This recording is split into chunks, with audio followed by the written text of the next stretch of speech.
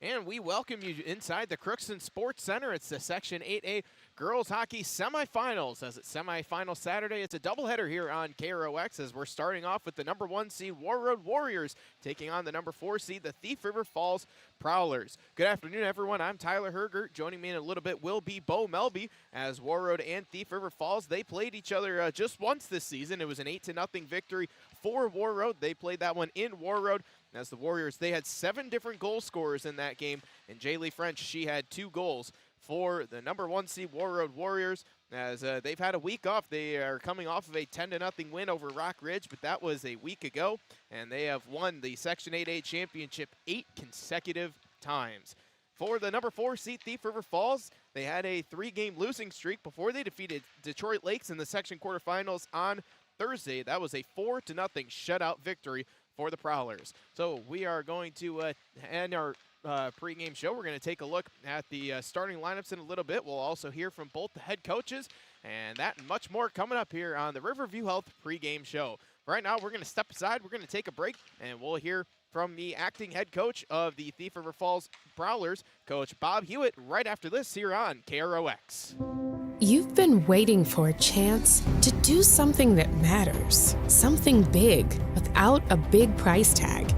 Welcome to Northland Community and Technical College. Here you can have a big impact on a small campus, in classrooms that mirror today's workplace, with instructors who teach from experience and know you by name. You've been waiting for a place like this. Are you ready?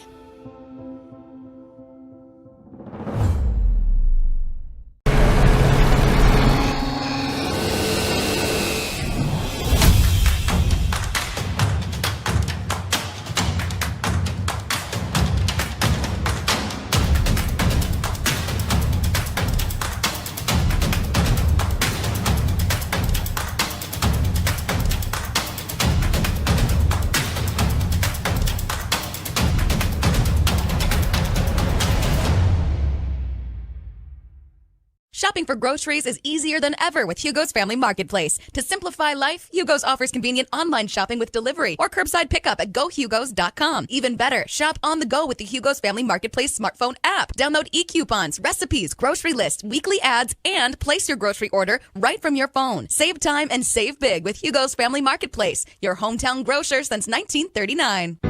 You're gonna find more low prices, more great stuff when you go to Hugo's. From shoulder to hand, hips to toes, and everything in between, the Riverview Health Orthopedic Team has you covered. With advanced training and joint replacements, upper and lower extremity, spine, foot, and ankle care, you know you'll be in good hands with Dr. Spinell, Schall, Sekundiak, Stanky, Kim, and Abasi. For appointments, call Riverview Clinic at 218-281-9595. Riverview Health, exceptional people, exceptional care. Riverview Health. This is Lindsay Erdman, Executive Director at Benedictine Living Community of Crookston.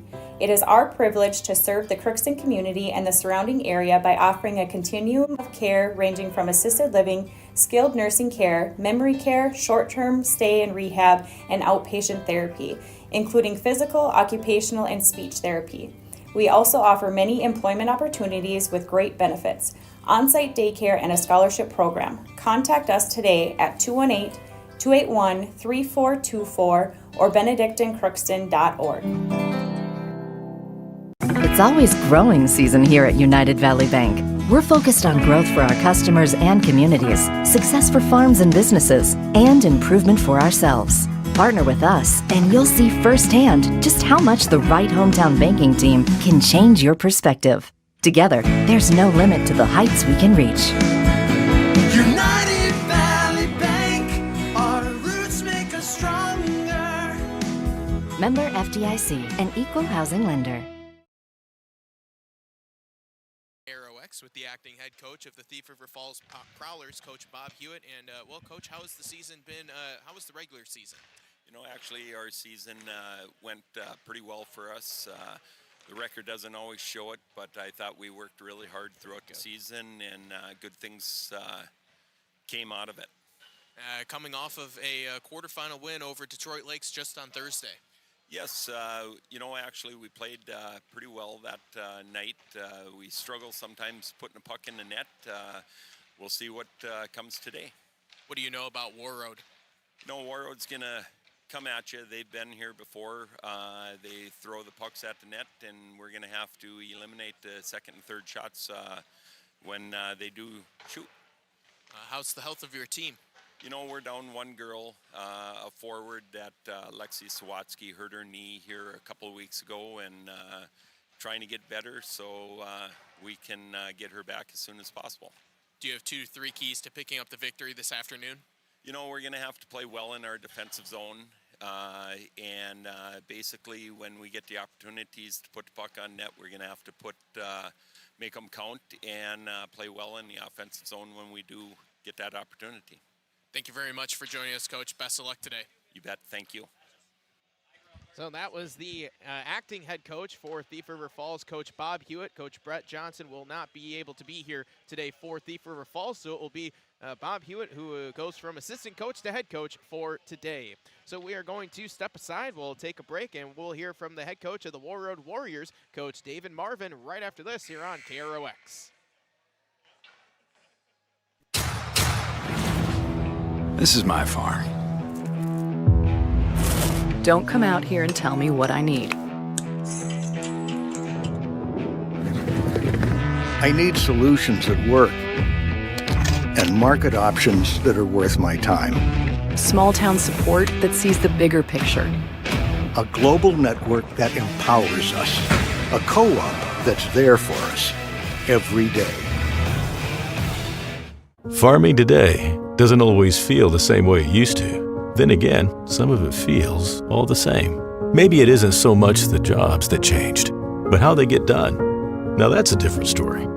Efficiencies are critical, which is why you need a lender who will find the right loan structure for a strong financial future. You need a lender to look out for your whole farm operation. Ag Country.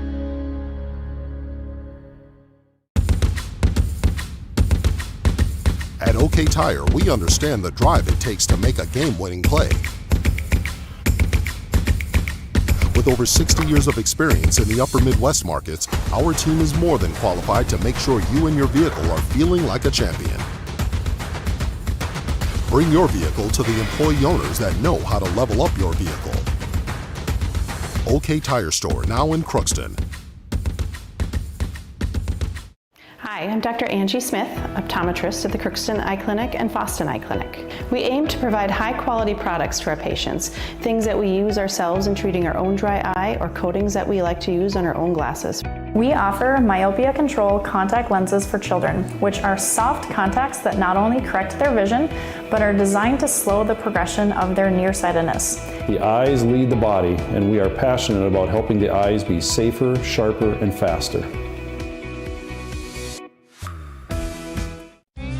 You can make a sweet life right here in the Red River Valley with a career at American Crystal Sugar Company. Our shift schedule offers 14 days off per month, which gives you time for family, friends, the great outdoors, and everything else you enjoy about small town living. Entry-level positions are available, and pay starts around $18 per hour. Apply today at crystalsugar.com and share in our sweet success. Love what you drive when you drive a new Nissan Rogue from Rydell Nissan of Grand Forks. In the month of February, you can lease a 2023 Nissan Rogue starting at only $399 a month with nothing due at signing. Drive away in a brand new 2023 Nissan Rogue with zero money due at signing. All leases include zero money down, 36 months, 10,000 miles a year, and North Dakota tax title license included. Don't miss out on this amazing offer. Stop in today at Rydell Nissan to test drive your next Nissan Rogue.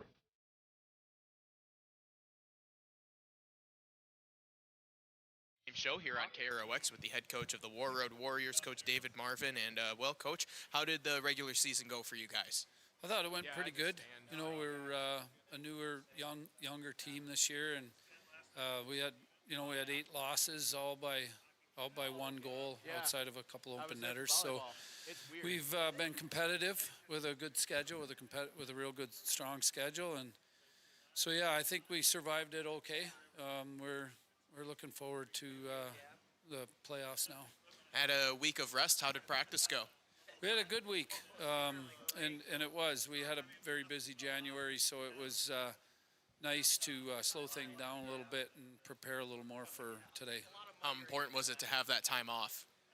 Well, we'll find out, I guess, how important it was. But we did have a real busy January, so it was nice to just take a little breather and then get back into it here. What do you remember about playing Thief River Falls? Well, we had them in Warroad. We only played them once, and we got after them pretty good, I guess. But it's like I said, it's a whole different. We were talking. It's a whole different deal now in the playoffs. So, how's the health of your team? We're good. We're good. We're healthy. So that's a good thing. Do you have 2 to 3 keys to picking up a victory this afternoon? Well, we stress defense every game and take care of our end and hopefully be opportunistic offensively and hard work. Everything starts with moving your feet. So hopefully the girls are ready to go today. I feel like they are. Thank you very much, Coach. Best of luck this afternoon. All right, thank you. So that was the head coach of the Warroad Warriors, Coach David Martin, in his 18th season at the head coach for Warroad, as they are the 1 seed. Warroad, they'll be the home team on the scoreboard. Thief River Falls will be the guest team on our scoreboard. We're going to step aside, take a break, and continue our Riverview Health pregame show right after this. Crookston Valley Cooperative in Crookston is your full-service local agronomy dealer, delivering the products and services that you've come to expect. Crookston Valley Cooperative specializes in seed, chemical, and fertilizers that you need to keep your farm operation growing. For expert advice you can rely on, give Sean, Mike, or Matt a call at 281-1178 today, or stop by at Crookston Valley Cooperative, located at 1122 Fairfax Avenue in Crookston. Crookston Valley Co-op, here to keep you growing. Ever wonder what your city government does for you? They provide police and fire protection, emergency and disaster preparation, building code and zoning enforcement, street repair, cleaning and snow plowing, curbside garbage and recycling collection, plus spring and fall cleanup weeks. They deliver safe drinking water and maintain a wastewater system. They care for 22 parks and provide year-round recreation activities. They give loans for economic development and housing. They do all this and much more with the help of your city employees. For all of your automotive service needs, call Christian Brothers Ford here in Crookston. We have a service team to handle all of your vehicle's needs. Does your vehicle pull to the right or left? Call and schedule an alignment today. Proper alignment saves gas and wear on your tires. We're here to take care of your vehicle repairs and maintenance. Call Christopher or Jersey in the service department at 281-1338. Make an appointment today with the service department at Christian Brothers Ford of Crookston, where we make it easy. Grove Mechanical in Crookston suggests having your heating and cooling system serviced regularly to keep things running smoothly and safely. If you're in need of a new heating and cooling system, Grove Mechanical has a Lennox home comfort system with trusted, cutting-edge products. They also sell and service boilers and heat pumps, along with 24-hour service. Contact your hometown heating, cooling, and air quality professionals. Grove Mechanical in Crookston, 218-281-3863, or visit their website, grovemech.com. At Crookston High School, we really have a lot going on. There isn't that much going on. Oh yeah? We have softball, baseball, track and field, soccer, swimming, tennis, golf, volleyball, crap shooting, hockey, basketball, wrestling. So we have a lot of sports. And there is orchestra, band, choir, visual arts, speech, theater, Leo Club. And Crookston is one of the highest academic schools in the region. Really? Yeah, really, especially in math and science. I guess we do have a lot going on. Yeah, and that's why Crookston High School is my education destination. Your local Ace has it all. The full line of Ego outdoor power. And we're here to help. So shop in store or online for curbside pickup or same-day delivery. With Ace, getting the Ego products you want has never been easier. Ace is the place with the helpful hardware, folks.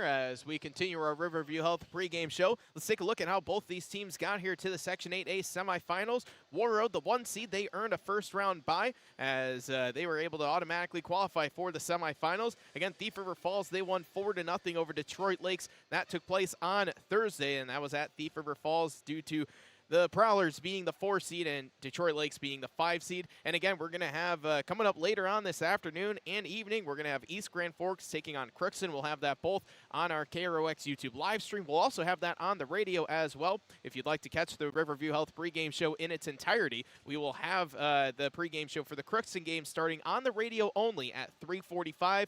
And if this game is not done by then, we will then we'll have it start on the radio, and then we'll swap over on our KROX YouTube live stream. As on the bottom half of the bracket, East Grand Forks defeated International Falls 11-0 on Thursday.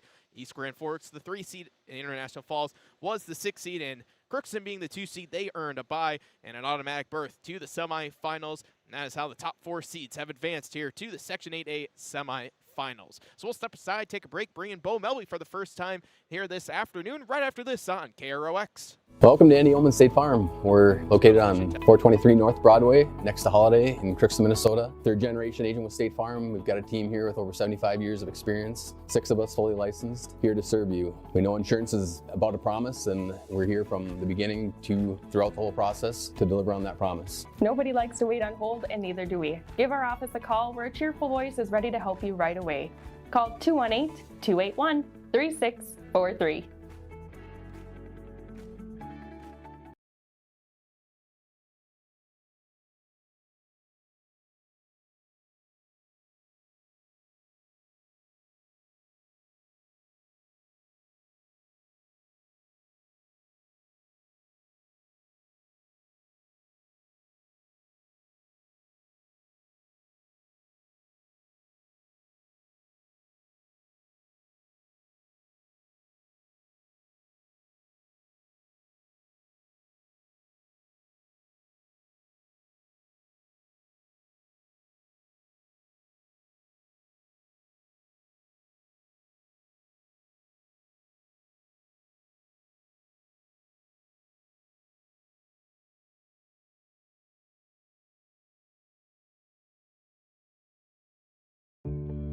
I don't think that everybody wants to lead necessarily, but everybody wants to be a part of a team, and I think we provide that.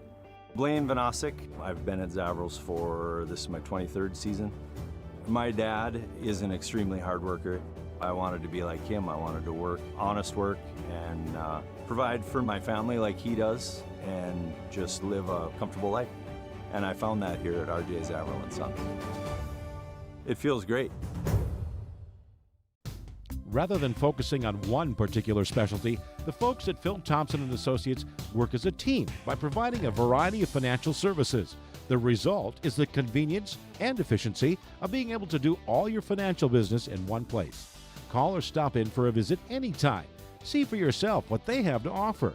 Stop in and visit any of their 3 area offices. Phil Thompson & Associates, located in Crookston, Warren, and East Grand Forks. And welcome back inside the Crookston Sports Center here as referees out on the ice, testing out the ice, making sure that it is nice and fresh here for semifinal Saturday. It's the first semifinal of the day between the number 1 seed Warroad Warriors and the number 4 seed Thief River Falls Prowlers. This for the first time today. We're going to hear from Bo Melby, and well, Bo, it's playoff time.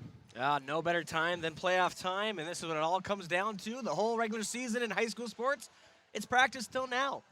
One and done, you lose, you're out, so it's exciting stuff, and it should be a couple good hockey games today, and good crowd starting to shuffle in a little bit more and more, so good to see that the fans made the trek. Obviously, for Crookston, it'll probably be a little bigger stands out there, big crowd, so with it being here at the Crookston Sports Center, I'm just happy I didn't have to drive 2.5 hours to do this game like last year. So, I mean, don't get me wrong, the gardens up in Warroad, very nice, love the rink, but I'll tell you one thing, it's nice to just wake up, roll over here in about 15 minutes and call it good. So, And, well, it was an 8-0 victory for Warroad the first time they played Thief River Falls. And, well, there's a couple ways that you could look at it. If you're a Thief River Falls player, you could say, hey, let's forget about that. Or you can use that to kind of light the fire. Yeah, exactly. I mean, it's just whatever player, whatever they need, and as we saw Thief River Falls actually, earlier for Crookston playing against Crookston earlier in the year, then later in the year, and they saw him again actually 3 total times.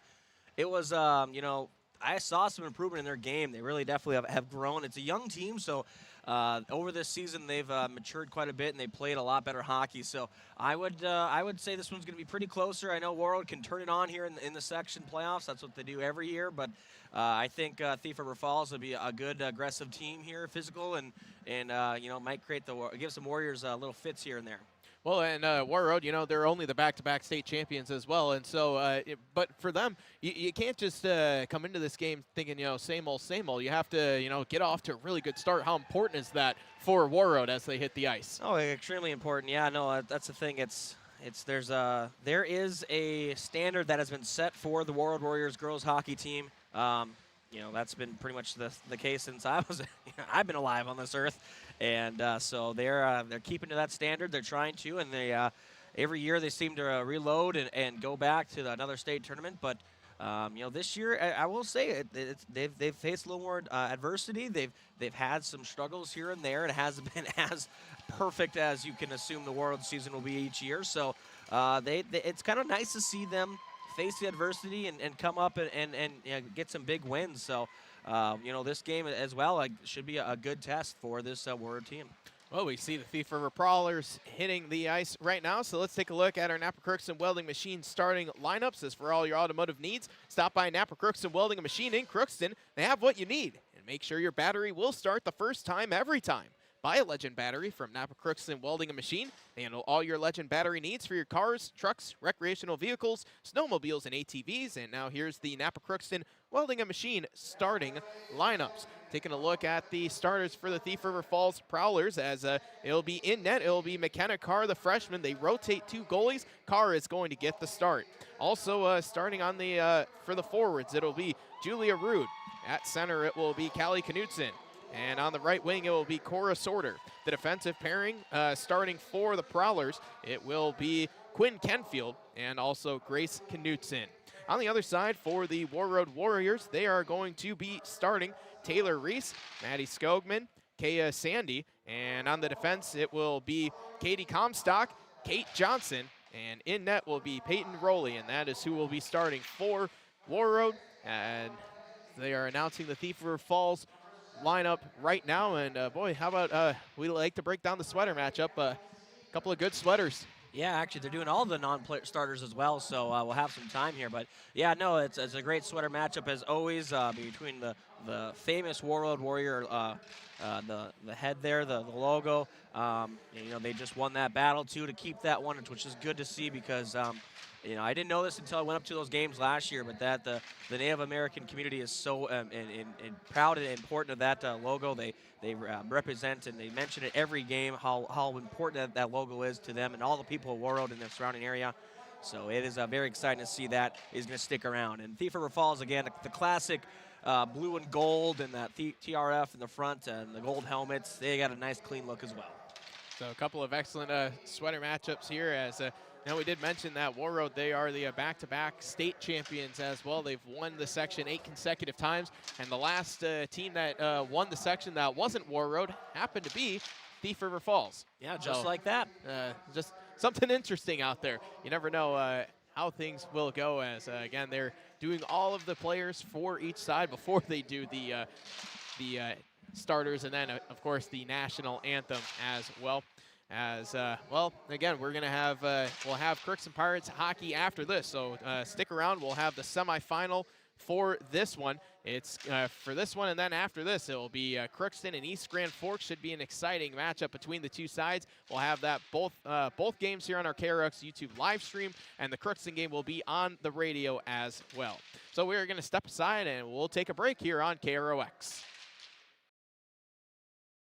Are you an enthusiastic sports fan? Want to have fun and get in on the action? Heck, yes. That'd be awesome. Have great attention to detail? Want to stay active? Definitely. Want to give back to the student athletes in your community? Obviously, yes. Then you'd make an excellent high school sports official.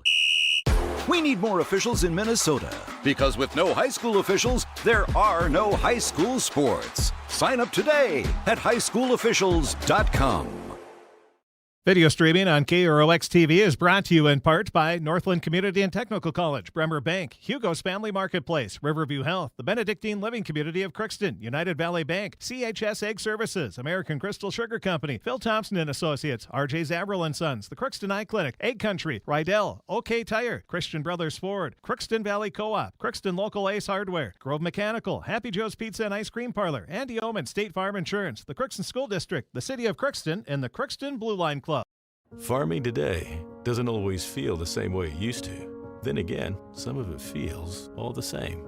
Maybe it isn't so much the jobs that changed, but how they get done. Now that's a different story. Efficiencies are critical, which is why you need a lender who will find the right loan structure for a strong financial future. You need a lender to look out for your whole farm operation. Ag Country.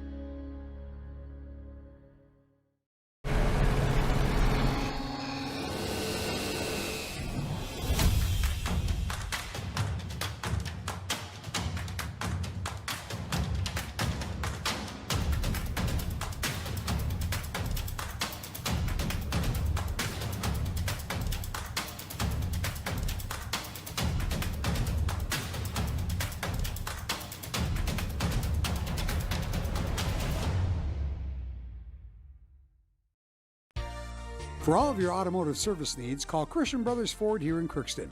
We have a service team to handle all of your vehicle's needs. Does your vehicle pull to the right or left? Call and schedule an alignment today. Proper alignment saves gas and wear on your tires. We're here to take care of your vehicle repairs and maintenance. Call Christopher or Jersey in the service department at 281-1338. Make an appointment today with the service department at Christian Brothers Ford of Crookston, where we make it easy. This is my farm. Don't come out here and tell me what I need. I need solutions that work and market options that are worth my time. Small town support that sees the bigger picture. A global network that empowers us. A co-op that's there for us every day. Ever wonder what your city government does for you? They provide police and fire protection, emergency and disaster preparation, building code and zoning enforcement, street repair, cleaning and snow plowing, curbside garbage and recycling collection, plus spring and fall cleanup weeks. They deliver safe drinking water and maintain a wastewater system. They care for 22 parks and provide year-round recreation activities.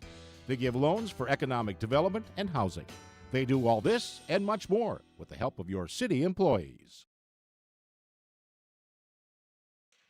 And welcome back to the Crookston Sports Center here. It's the first semifinal of the Section 8A tournament. It's the Warroad Warriors, the #1 seed. They're going to be the home team on the scoreboard against the Thief River Falls Prowlers, the 4 seed. They're going to be the guests on the scoreboard as Thief River Falls, they're surrounding their net right now. Warroad, they are getting their gear on, getting ready for this one. And, well, Bo, it should be another fun one today.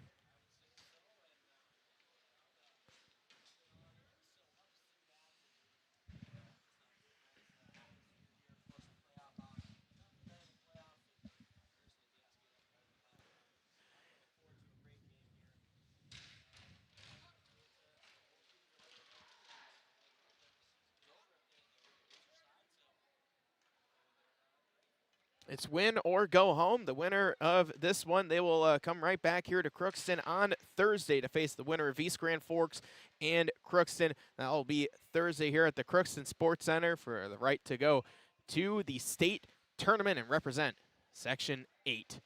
So it is in the circle. It is Callie Knutson for Thief River Falls, Maddie Skogman for Warroad. Both teams getting themselves off the playing surface. And we are ready to go as Warroad's able to control it off the face-off. It'll be Sandy who will float it to the near side. Trying to pick this one up is Kate Johnson. And she'll pound this one around, and behind the net, it's going to be Grace Knutson who will handle it for Thief River Falls.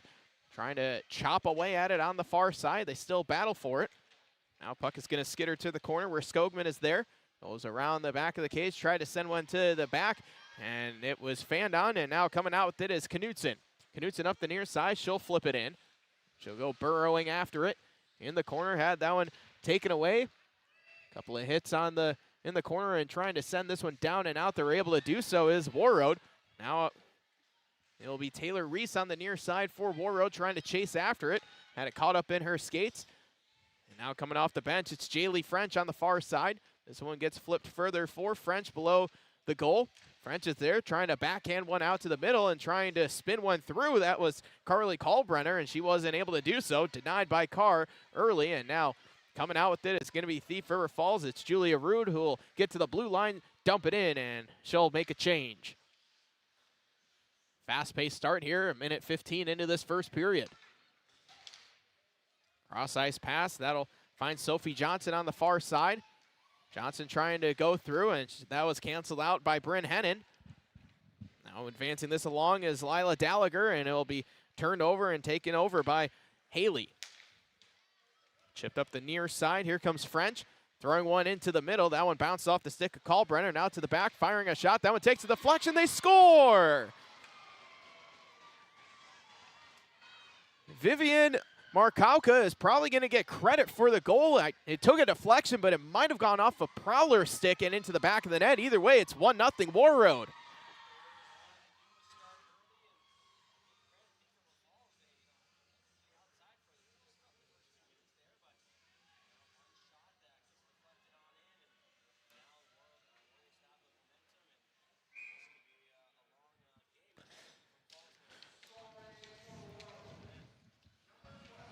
So they are going to give her credit for the goal. And it'll be icing called on Thief River Falls.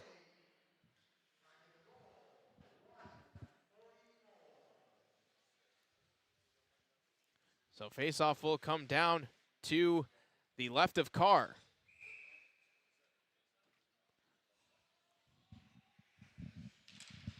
Faceoff is going to be won by Thief River Falls. It was Addison Lindgren in the face-off circle for the Prowlers, able to win it as they battle for it on the boards here on the near side. Still battling for it. Now coming out of it was McLaughlin, and she'll fire a shot. She scores! And Warroad quickly now up 2-0.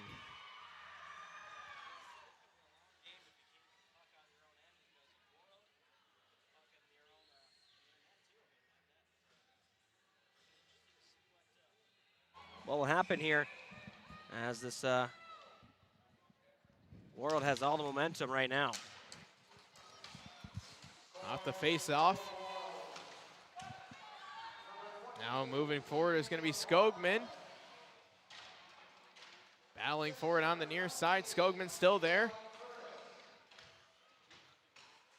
So Curtis is going to get the assist on that goal. So they still battle for it on the far side.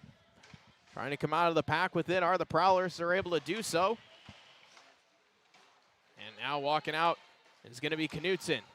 Sending it up the near side, looking for Rude. And it's going to be turned over, and circling back with this is Johnson. Up to their own blue line where Sandy throws it across, looking for Reese. Icing is waved off. Reese does an excellent job, able to make her way to the corner. And she'll finesse this one around for Sandy. Sandy reverses it back. Now Sandy gets it back. Sharp angle shot hit the outside of the cage. They still battle for it on the near side. Sandy is there and chips this one around to the back, and it's going to be picked up now by Haley. Haley will throw this one down and around. Haley got credit for an assist on the first goal of the game. This one is sent all the way down by Thief River Falls. It'll be scooped up by Markauka and sent back down in by the Warriors as they chase after it. Thief River Falls with it now on. So they get it into the middle. That one bounced off the stick of Coda. Coda trying to win possession back here on the near side. A couple of players tangle up here as they battle for it on the board. Still, French is doing an excellent job for Warroad moving it along. Goes back out to center where Kalbrenner is there. Kalbrenner had it knocked off her stick. French throws it across, able to get it to Haley, but just offside was Warroad. So we'll have a face-off in the neutral zone. 2-0 is the score. Warroad on top. And Thief River Falls doing a little bit better job there in that stint after the second goal. Yeah, I mean, again, they got the puck out of their own zone a little bit, just couldn't get the puck through the neutral zone.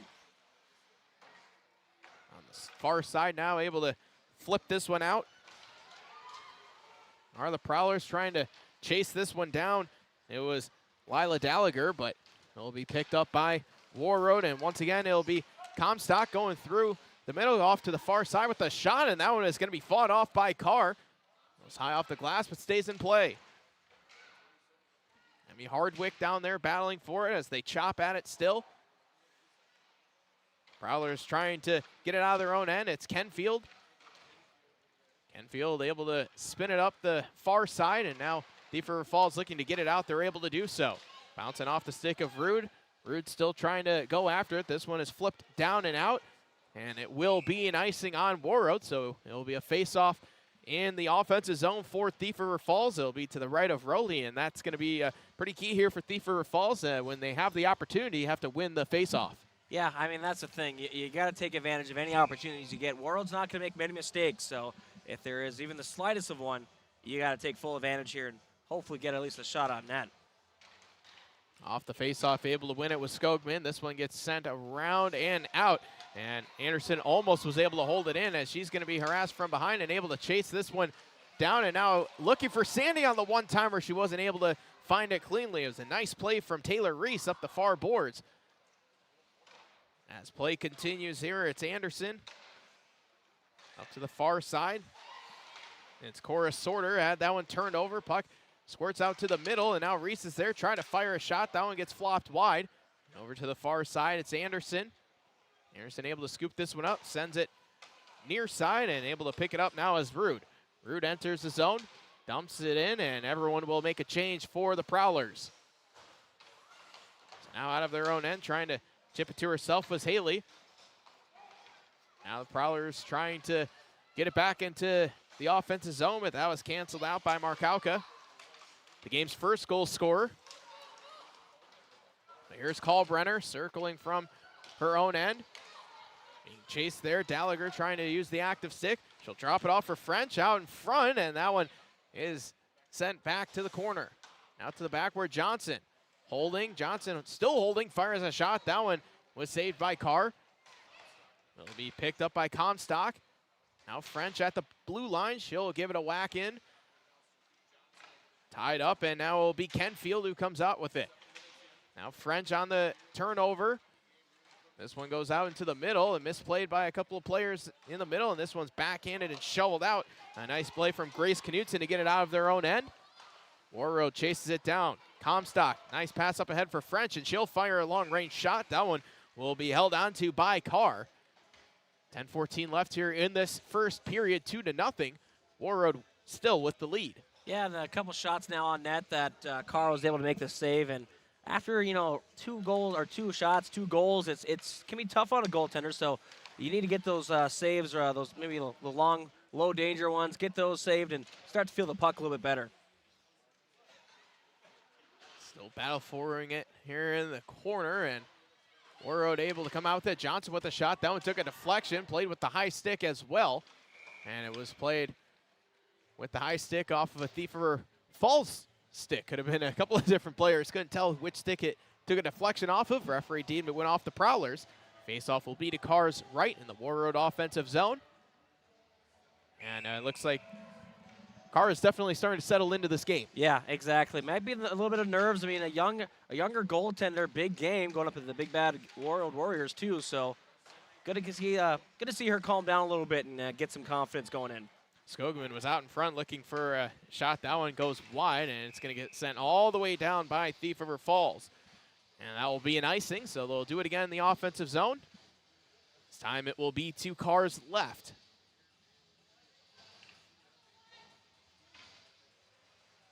Skogman ready to take the face-off for Warroad. Parker Olsenowski in there for Thief River Falls. Off the face-off. Will be the Prowlers with it behind the cage. Trying to get it out are the Prowlers. They're able to do so. They'll spin it out to center, and this one is going to be picked up by Comstock.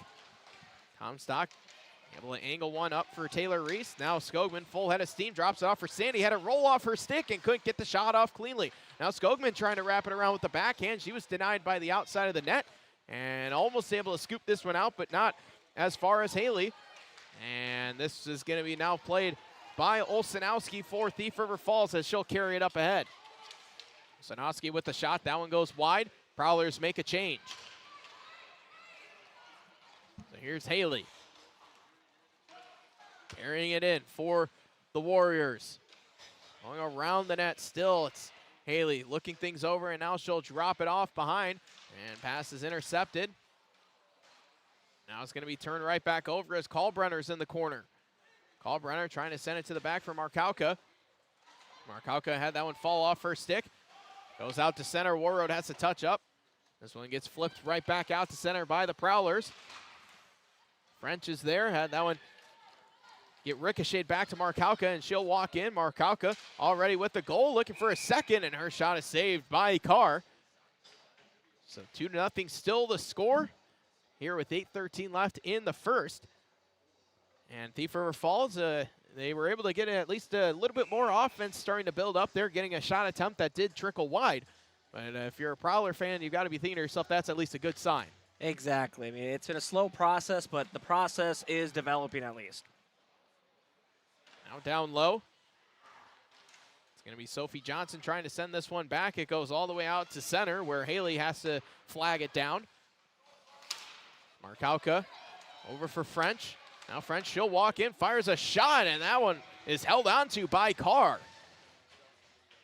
5 saves now for Carr. Yeah, and again, just feeling the puck, tracking it better, and not allowing any of those rebounds as well. So good to see that. Again, Carr's starting to get in a groove, and the Warroad Warriors are just relentless, though. They're not they're not going to give her any breaks here.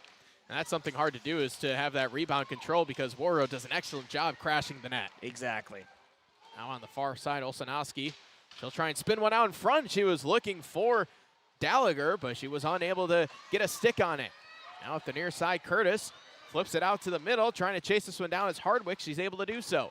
Hardwick back over for Curtis. Curtis looking for McLaughlin, who scored the second goal for Warroad. This one is going to be reversed back in. So here's McLaughlin in the corner. McLaughlin centering pass. That one goes off the stick of Hardwick. And she wasn't able to get that as the net is knocked off its mooring. So the face-off, see where the face-off will be, if it will stay in the Warroad offensive zone. Either way, another opportunity for Warroad, and that one just bouncing off the stick at a weird angle, going well wide. And that's the thing. They've been doing such a great job of trying different ways to score. Not only just some shots from the point or some shots from the perimeter, some crossing passes. I mean, they just done a good they attack you in all ways. That's what the really big strength is from the Warriors. Another face-off win for Skogman. That one gloved down by Kenfield. Now it'll be spun out by Sorter. It'll go all the way down, and that one had to be played by Rowley, so no icing. 10 minutes through this first period. Still 2-0. The number 1 seed Warroad over the number 4 seed Thief River Falls. Skogman had that one knocked away, and Prowler is able to get it out of their own end once again. Here's Kenfield. Throwing it across. That was for Hennon, and it gets thrown down into the Warriors' own end, and it'll be scooped up by Comstock. On the near side, gets it for Sandy, and that one knocked off her stick. Kenfield trying to flop it out. She couldn't do so. Now another centering opportunity going off the stick of Carr. Able to pick up the skittering puck. That is going to draw a penalty too, as it looks like we're going to get a tripping call. As Taylor Reese heads to the penalty box. And, well, the first time today we see either team on the power play, it's going to be Thief River Falls. And this is an excellent opportunity for Thief River Falls to really test Rowley and, hey, maybe even get one. That's the thing. I mean, Rowley hasn't seen a shot yet so far. We're over 10 minutes into this game. And so, you know, a weird shot, maybe from a weird angle, whatever it may be, could maybe catch Rowley by surprise. So we'll see if I mean, you need your goalie to be your best penalty killer. That's the phrase, because it's so important and so true. So we'll see if Thief River Falls can get some shots on net. And Warroad, an exceptional penalty killing team, 86.9% on the penalty kill for Warroad. Thief River Falls on their power play. They're just at 8.1%. They've scored 6 power play goals on the entire season, as Warroad will throw it right back down. So here's Marley Anderson trying to drop it back for Callie Knutson. 20 seconds have elapsed on the power play. Now Knutson up the far side, gains the zone. Knutson still going with it, tried to drop it back. She was looking for Gallagher. Pass was intercepted, and that one's going to get thrown all the way down. So once again, it'll be Anderson to scoop it back up. Anderson, and her pass, that one was knocked aside by Sophie Johnson out in front, and Carr saw it late and was able to get the save as McLaughlin was out in front looking for another one. And that's the thing. They're always in the right place at the right time. The Warriors are. I mean, that was just a weird puck kind of, I don't know, fanned on the pass, didn't get all of it either way, but just all of a sudden right in the middle in the slot there. And a great opportunity for the Warriors, but Carr up to the task. Face-off win for Warroad as McLaughlin now over for Comstock. Comstock had that one intercepted by Olsenowski. Olsenowski carrying it in right in front of the Warroad bench. Slaps this one around. Coda is there first for the Prowlers. Coda trying to advance it along. This one gets to the back and goes past Grace Knutson, but able to retreat was Kenfield. Kenfield up ahead. French will backhand this one along. Chasing after this one, Skogman trying to chase it down for Warroad, but getting there first, that was Knutson. This one gets fired ahead. Now Comstock will slap this one down. 30 seconds left on the power play for Thief River Falls. Prowlers yet to register a shot on goal. That one was telegraphed by Skogman. Right at the whole way, tried to fire one out in front. That one went through the crease, and Carr was able to see that the whole way. Now to the back, Comstock. Comstock trying to walk her way around the Prowlers. Had to give it up, and trying to advance this is Gallagher. She's able to spirit it out to center, but Comstock is there, and that is how the power play comes to a close for Thief River Falls. So the Warriors able to successfully kill off the power play and get back to full strength, and is able to fire a shot wide. That was Marley Anderson. Now circling around a couple of times, Comstock. Drops it off near side for French. Now Skogman and Sandy to carry it in. Sandy over for Skogman. Her shot is saved by Carr. So Carr now up to 7 saves, and it's still 2-0 here with 3.5 left in the first. Yeah, and the Warriors just, I mean, felt like they were on the power play there. Obviously, an exceptional kill, and Thief River Falls had some time in the offensive zone, a shot or two that went wide, but I mean, just the Warriors did a phenomenal job of clearing that puck out immediately. They're going to get another penalty here, though. Yeah, it looks like, let's see who is going to be called for that penalty. It looks like Samantha Earhart is coming to the near side, and that's going to be a hook. And so going right back to the power play is Thief River Falls. We'll have to see, and again, offensive zone draw. This is going to be huge. Yeah, I mean, that's the thing. The Prowlers can win a face-off draw here and just get a little bit of ice time in the offensive zone, just get a shot on. That'd be huge. But the Warriors, they're doing a phenomenal job in the face-off dot, and they attack so well. They're very aggressive on their kill. Kenfield with the shot. That one had to be fought off by Rowley. Now walking in with this are the Prowlers. The backhand now out in front, a shot. That one was saved. And a couple of saves having to be made by Rowley. So just 13 seconds into the power play. Much better start here for Thief River Falls. Yeah, no kidding. I mean, a face-off win. I mean, that's where it all starts from. You got to get another one here if you want to keep it up, keep the pressure going. And they're able to do just that. Circling into the middle was Gallagher. Her shot was blocked, and a clearance attempt went right off of Gallagher, and trying to keep it in are the Prowlers, but able to chip it out are the Warriors, and now it's going to be Sandy on the near side. Sandy, she'll walk on in and have that one denied by Kenfield as she goes crashing into the net, and play is halted. And that was a spectacular play from Kenfield to dive and interrupt the opportunity, but most importantly, not take a penalty. I was just going to say that. I mean, not only was a great play there and putting all the effort down, I mean, Sandy, one of the better players on the Warrior team, has speed, and Kenfield just, again, using your stick wisely with allocating that penalty is very, very impressive. Sandy with 15 goals on the season. Now racing through the middle, and a shot. That one had to be fought off by Rowley. Now on the far side, Gallagher is there. It was Knutson who was able to get the shot off for Thief River Falls, and now going the other way, it's going to be Sophie Johnson, had that one cancel out. Callie Knutson did a good job on the back check, able to win it over, and we're going to get a penalty called. Looks like it's going to be a high stick call.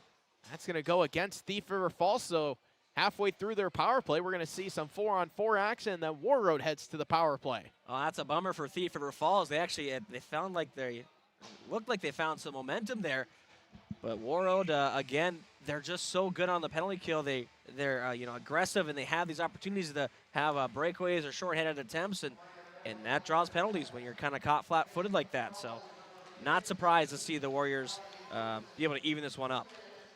Ice is wide open now for the next minute with 4-on-4 play. Forwards have the D, and D have the forwards. Battle for it now in the corner. This one gets whacked around. Marley Anderson is there. Anderson taking up some time, and Anderson is going to work her way through the middle. Anderson full steam ahead. Able to stay onside where the Prowlers, and that is going to draw a penalty on Warroad. This is already going to be the 4th penalty. That's going to be interference that'll be called against the Warriors. So we'll have 4-on-3 for 22 seconds. Then for 58 seconds, we'll have 4-on-4, and then it'll be another 5-on-4. Did you get all that down? I got to write that down. I'm lost. Hopefully there's not a test on that one. Just all sorts of situations being thrown at these players right now. So now the ice is really wide open here for the next 15 seconds. Is able to chase this one down. That one is Hennon. Up the far side, Olsenowski. Was off her stick and nearly able to get that one was Coda as she was coming off for a change. Kenfield circling around her own net as Earhart comes back. She heads straight to the bench as the Warriors make a change. 50 seconds of 4-on-4 action. Now up ahead, it'll be Skogman. Skogman, she'll walk in, drops it off, shot saved by Carr, and she'll paddle that one aside. Now Hennon into the middle. It's Rude, flips it off the boards, trying to yank it back to herself. Will pick that one up with Comstock. This one gets thrown all the way around and down, and it will indeed be an icing.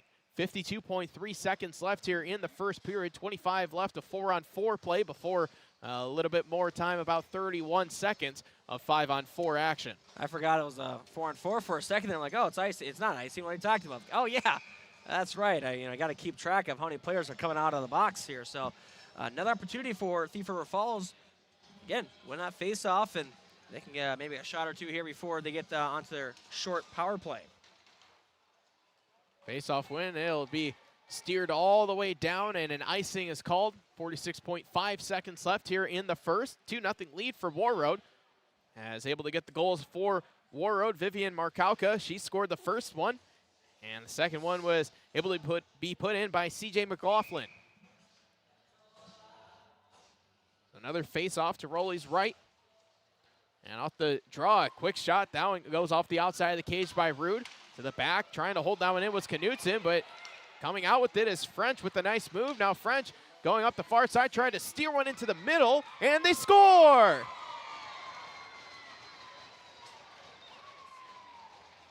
Warroad able to add to their lead, and it's 3-0. I mean, what a great move there. Great speed shown there from French, and that's not too surprising as well. It was another one of the top players for Warroad, but unfortunate for Carr. I mean, just looked like she had it and then just kind of squeaked through the pads. And I will say a good eye on the ref for not blowing it dead too quickly. Saw it all the way and saw it go in the back of the net. 3-0. So Jaylee French with her 18th goal of the year. That leads Warroad as the Prowlers are back at full strength here for the next 30 seconds. Now going around the cage, it's going to be Taylor Reese. Reese still going with this, collides into Olsenowski. Kodo with 8 will send it down. Olsenowski chases after it. And that is how the first period comes to a close. 3-0 is the lead for Warroad over Thief River Falls. Thief River Falls will have 13 seconds of 5-on-4 action when we begin the second. But for now, we'll step aside, take a break, and recap the first here on KROX. You've been waiting for a chance to do something that matters, something big without a big price tag. Welcome to Northland Community and Technical College. Here you can have a big impact on a small campus, in classrooms that mirror today's workplace, with instructors who teach from experience and know you by name. You've been waiting for a place like this. Are you ready?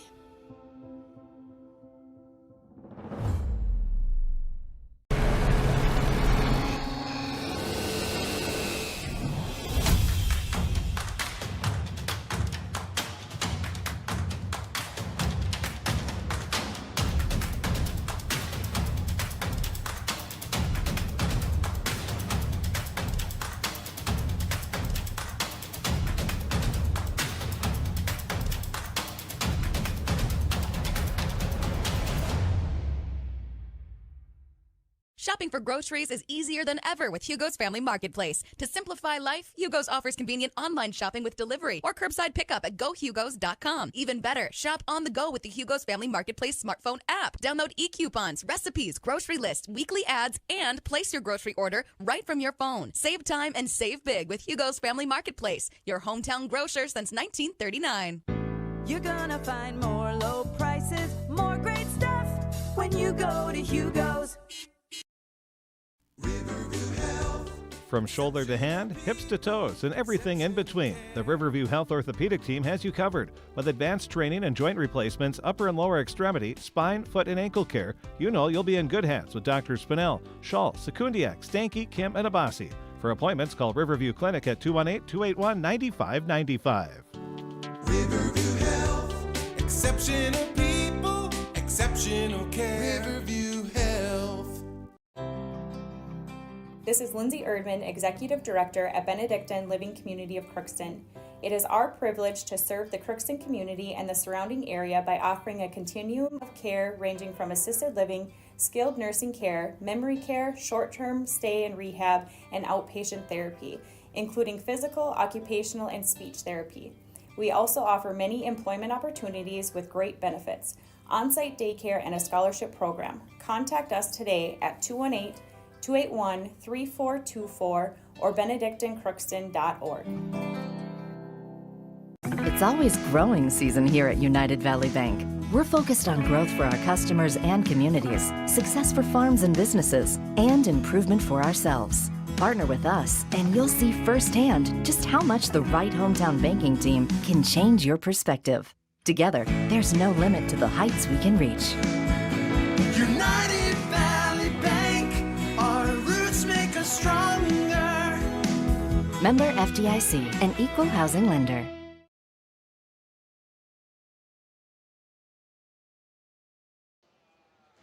As we welcome you back here as we take a look at our Draft Sports Bar and Grill scoreboard update. Draft Sports Bar and Grill has a great menu that includes salads, appetizers, entrees, sandwiches, wraps, tacos, pasta, burgers, and desserts. Takeouts and catering are also available, and they have a room that's available for parties and special celebrations. Contact them at 281-1183. They're open daily Tuesday through Sunday at 11. The lunch specials, they're served from 11 a.m. to 2 p.m., and the lunch specials change weekly. They also have nightly specials, as on this Saturday night, it's prime rib night, and from 5 to 9 p.m., a 10-ounce prime rib, that is $23, and a 14-ounce is $28. And, Bo, as I bring it back in, you know, if that's a great entree to have. If people want an appetizer, what can they ask for? They got to ask for the Bo Melby cheese curds. Those cheese curds are delicious, lightly battered, really just very good, and some Cajun Ranch dipping sauce. The Bo Melby cheese curds from Draft Sports Bar and Grill. This is not an official endorsement. I have to say that kind of to cover my side here, but either way, I love those cheese curds, and I tell everyone to try them. So anyway, Your Draft Sports Bar and Grill scoreboard update as we take a look here at what's going on around the area. Obviously, there's no results right now because it's so early on in the day, but there's a lot of action. Obviously, again, we'll have this game here on the video live stream, Warroad versus Thief River Falls, and the other semifinal, Crookston will take on East Grand Forks. That'll be on our different separate YouTube video live stream as well as on the radio. So look forward to that. College club hockey, it looks like the Golden Eagles, UMC, they won yesterday, so they're in the semifinal at the WCCHA tournament at Blaine. They're taking on Wisconsin here. That's in progress right now. It started at 2 p.m. UMC basketball, the men and women are over at Northern State, South Dakota. The women will play at 4. The men will play at 6. College softball, that just feels weird to say, but here we are. College softball, University of Minnesota Crookston's at the Sioux Center, Iowa, taking on Mount Mary University of South Dakota, at 2 p.m. That's their game. The first game of the doubleheader just got started there. College women's tennis, University of Minnesota Crookston took on Bemidji State at noon, or they're in progress of that, I should say, at the Grand Forks Choice Fitness Center. And that's pretty much it for what's going on around the area. So, there's one final. I forgot. It's the Super Saturday boys basketball. Warren Alvarado Oslo they defeated Badger Greenbush Middle River 74-35. So, but that's the only final there. So it's a busy Saturday, and so it's always good to see that. And it's just crazy to think that again we're in playoffs already. Where did this season go? Yeah, it feels like it has flown by here as 3-0 is the score. Warroad with the lead over Thief River Falls. And again, Thief River Falls, they'll begin the second period with 13 seconds of power play time. And you could kind of see Thief River Falls before that third goal scored by Jaylee French. Kind of felt like Thief River Falls was kind of starting to get a little bit momentum going their way. Oh, for sure. They definitely had a slow start, which is not what you want against a good team like Warroad. But, they finally got their bearings a little bit and was able to generate a little bit of offense. Again, not much, but enough to at least say, hey, we didn't get completely shut out there in that period and shot-wise. And then Carr as well looked like she was starting to feel, getting more of a groove as well. So for Thief River Falls, 3-0 after 1, obviously not ideal, but, it's for how good this Warroad team is, it could have been a lot worse. Yeah, and Carr was able to gain some momentum there, making a couple of really key saves late.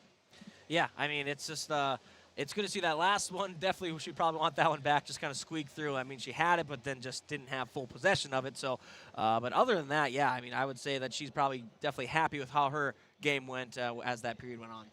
So we'll step aside. We'll take a break, and when we come back, we'll talk more. This is my farm. Don't come out here and tell me what I need. I need solutions that work and market options that are worth my time. Small town support that sees the bigger picture. A global network that empowers us. A co-op that's there for us every day. Farming today doesn't always feel the same way it used to. Then again, some of it feels all the same. Maybe it isn't so much the jobs that changed, but how they get done. Now that's a different story. Efficiencies are critical, which is why you need a lender who will find the right loan structure for a strong financial future. You need a lender to look out for your whole farm operation. Ag Country.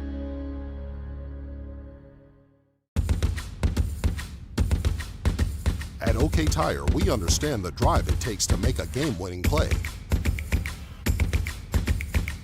With over 60 years of experience in the upper Midwest markets, our team is more than qualified to make sure you and your vehicle are feeling like a champion. Bring your vehicle to the employee owners that know how to level up your vehicle.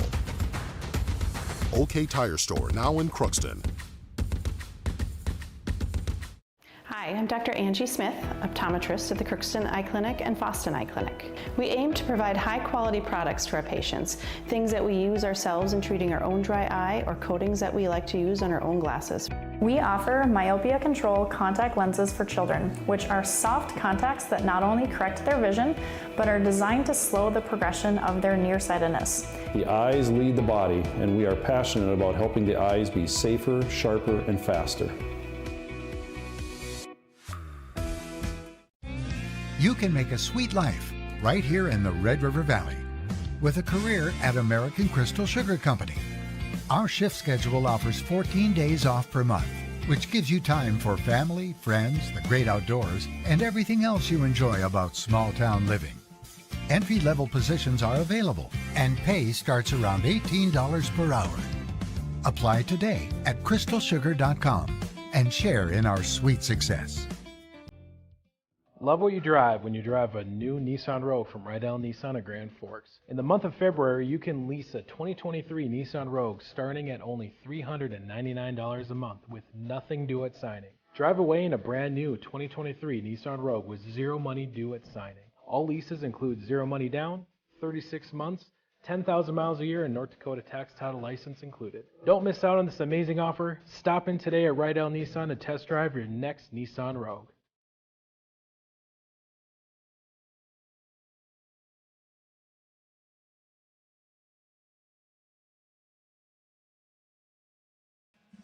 Yeah, welcome back inside the Crookston Sports Center here just a couple minutes before we begin the second period of action between Warroad and Thief River Falls. A busy period there, 3 goals for Warroad, but 3 penalties also called on Warroad. 4 penalties in total there called in the first period. Yeah, and you know, that's something. Obviously, you want to play aggressive, but you also got to play smart. And so, you know, and especially when you're up 3 goals already, I mean, you don't want to. There's no need to help out, you know, Thief River Falls and give them some power plays. And I mean, after that, well, it was really the first one was kind of whatever for Thief River Falls. Nothing to write home about that. But that second power play, that's when they started to get some shots on and started to get some life in their game. So again, it's an avoidable thing, and I'm guessing that's something that Coach Marvin there is going to probably try to nip in the bud and say, hey, you know what, let's play a little smarter here. We're already up 3-0, and I'm sure their goal is to get that mark to 6 goals. And not mistaken, I think they're still running time in the section game. If it's a 6-goal lead in the third, that'd be my guess. I'm not 100% up on the rules here, but either way. Real quick before we go on, just want to give a shout out to all our people checking in here, and all our individuals watching. We have a lot of people checking in from all over, I'm sure, grandparents, parents who can't make the trip and all that, but also just some people who like hockey. I got a buddy down in Orlando, Florida.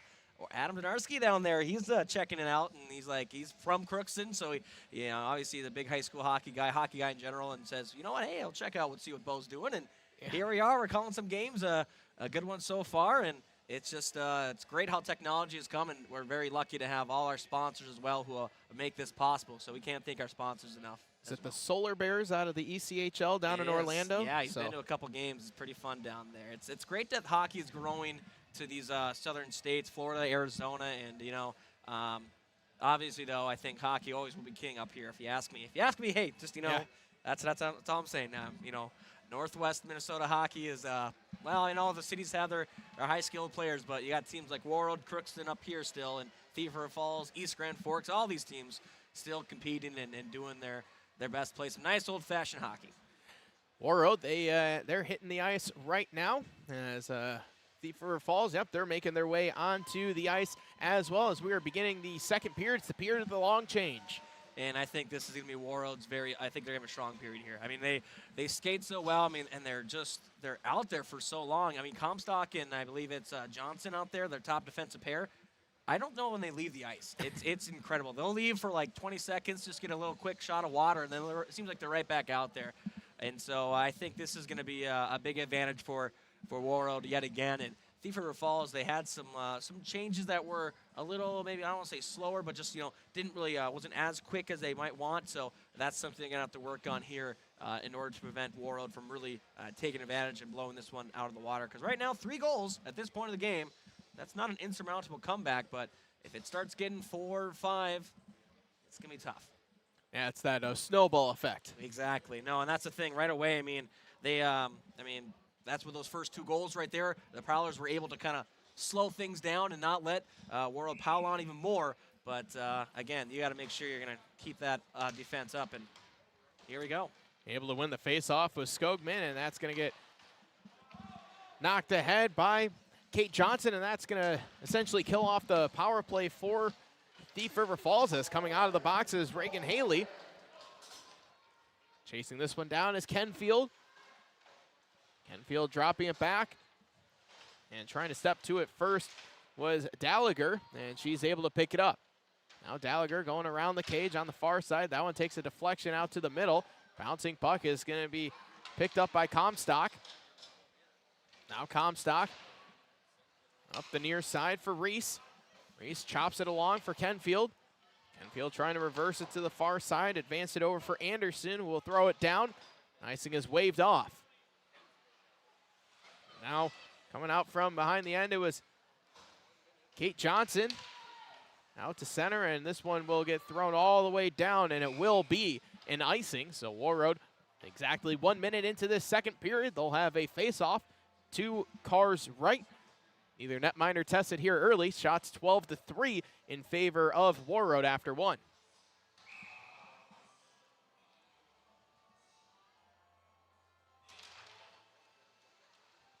Off the face-off.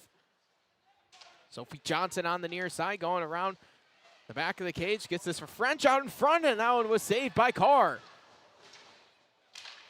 Chopping at it in the corner. And able to hold this one in is French. French spiked it into the corner. That one took a deflection over for Olsenowski. And at center, almost going back in was Markowka, but she was wisely able to retreat back to center to avoid the offside. They battle for it in front of the Prowlers bench. Here's Haley, near side Johnson. Johnson trying to flutter a pass to the middle. That one was knocked away. Markowka at the back fires a shot. That one took a deflection, goes just wide of the stick of French. French drops it back for Haley. Across for Markowka. Markowka with another shot, and that one is saved by Carr. So Carr able to make her first save of the period. Carr up to 10 saves in the game. Yeah, and, you know, that was something we haven't seen too much. Warroad, they haven't used their point shots too much. I mean, a lot of it's been more so closer to half wall range, so we'll see if they can get some more deflections and test Carr even more. Kenfield first one to it on the near side. Out at center, McLaughlin turning up with it. And that one knocked aside. McLaughlin chasing after it, through and through the crease and wide. Now the dribbler comes out for Mossestad and had that one knocked off her stick. Now up ahead, it's going to be Curtis. Curtis, power move to the net. Rebound is saved by Carr. As McLaughlin was looking for her second, and Carr shuts the door. Wow, what a great save there. I mean, and part of that is just good positioning, and that's something that Carr has really shown as of late. I mean, again, after those first 2 goals, kind of caught off balance there, but the rest of the game so far, she's been in really good position. That's really helped her out as Warroad continues to just throw on the shots and throw on the high danger opportunities. Now it's Comstock. Comstock whizzes one over into the corner. Still battle for it. Now Warroad able to come out with it over to the far side. Tied up there, Skogman. Loose glove out there as well as trying to chop it into the middle with Sandy. She did that without a glove. Now it's Johnson at center over for Comstock. Comstock throws it in. Warroad making a change. Reese is there. She's able to come up with the intercept. Now out into the middle, a shot saved, and Carr comes up with another save. Out to the back, it's Haley. That pass, there, that shot one took a deflection. It was Comstock calling for the pass. Now it's Haley. Haley racing into the offensive zone. Haley with the sharp angle shot and save. Rebound out in front. Reese wasn't able to get all of that, and that trickled wide of the cage. And Thief River Falls, they'll send it all the way down. That one has to go to Rowley. She'll just play it with the paddle. So here's Haley up ahead. French, her shot takes a deflection, goes wide. Kenfield is there for Thief River Falls. Had that one knocked away from her, and I think the net might have been knocked off its moorings before the shot got deflected into the netting. 13:04 left here in the second period. Yeah, and the Warriors having a good forecheck going on there. A lot of opportunities, and Thief River Falls, I will give them credit. They've done a really good job of getting the puck at least to the neutral zone, past the blue line. That's so important in the second period with a long change, so at least maybe get one skater off in that situation. Off the face-off, it's slowly making its way down their icing, negated. A great job using speed was Lila Gallagher, and she had it out in front, and that one goes off her stick. Now Markowka on the far side for French. Now racing through is Kalbrenner. Kalbrenner had that one chopped aside. Sophie Johnson spins one now to the back. It's Markowka able to hold it on the blue line. Markowka pass too strong for French. Trying to swoop in was Sophie Johnson. Now it's French out in front. She scores!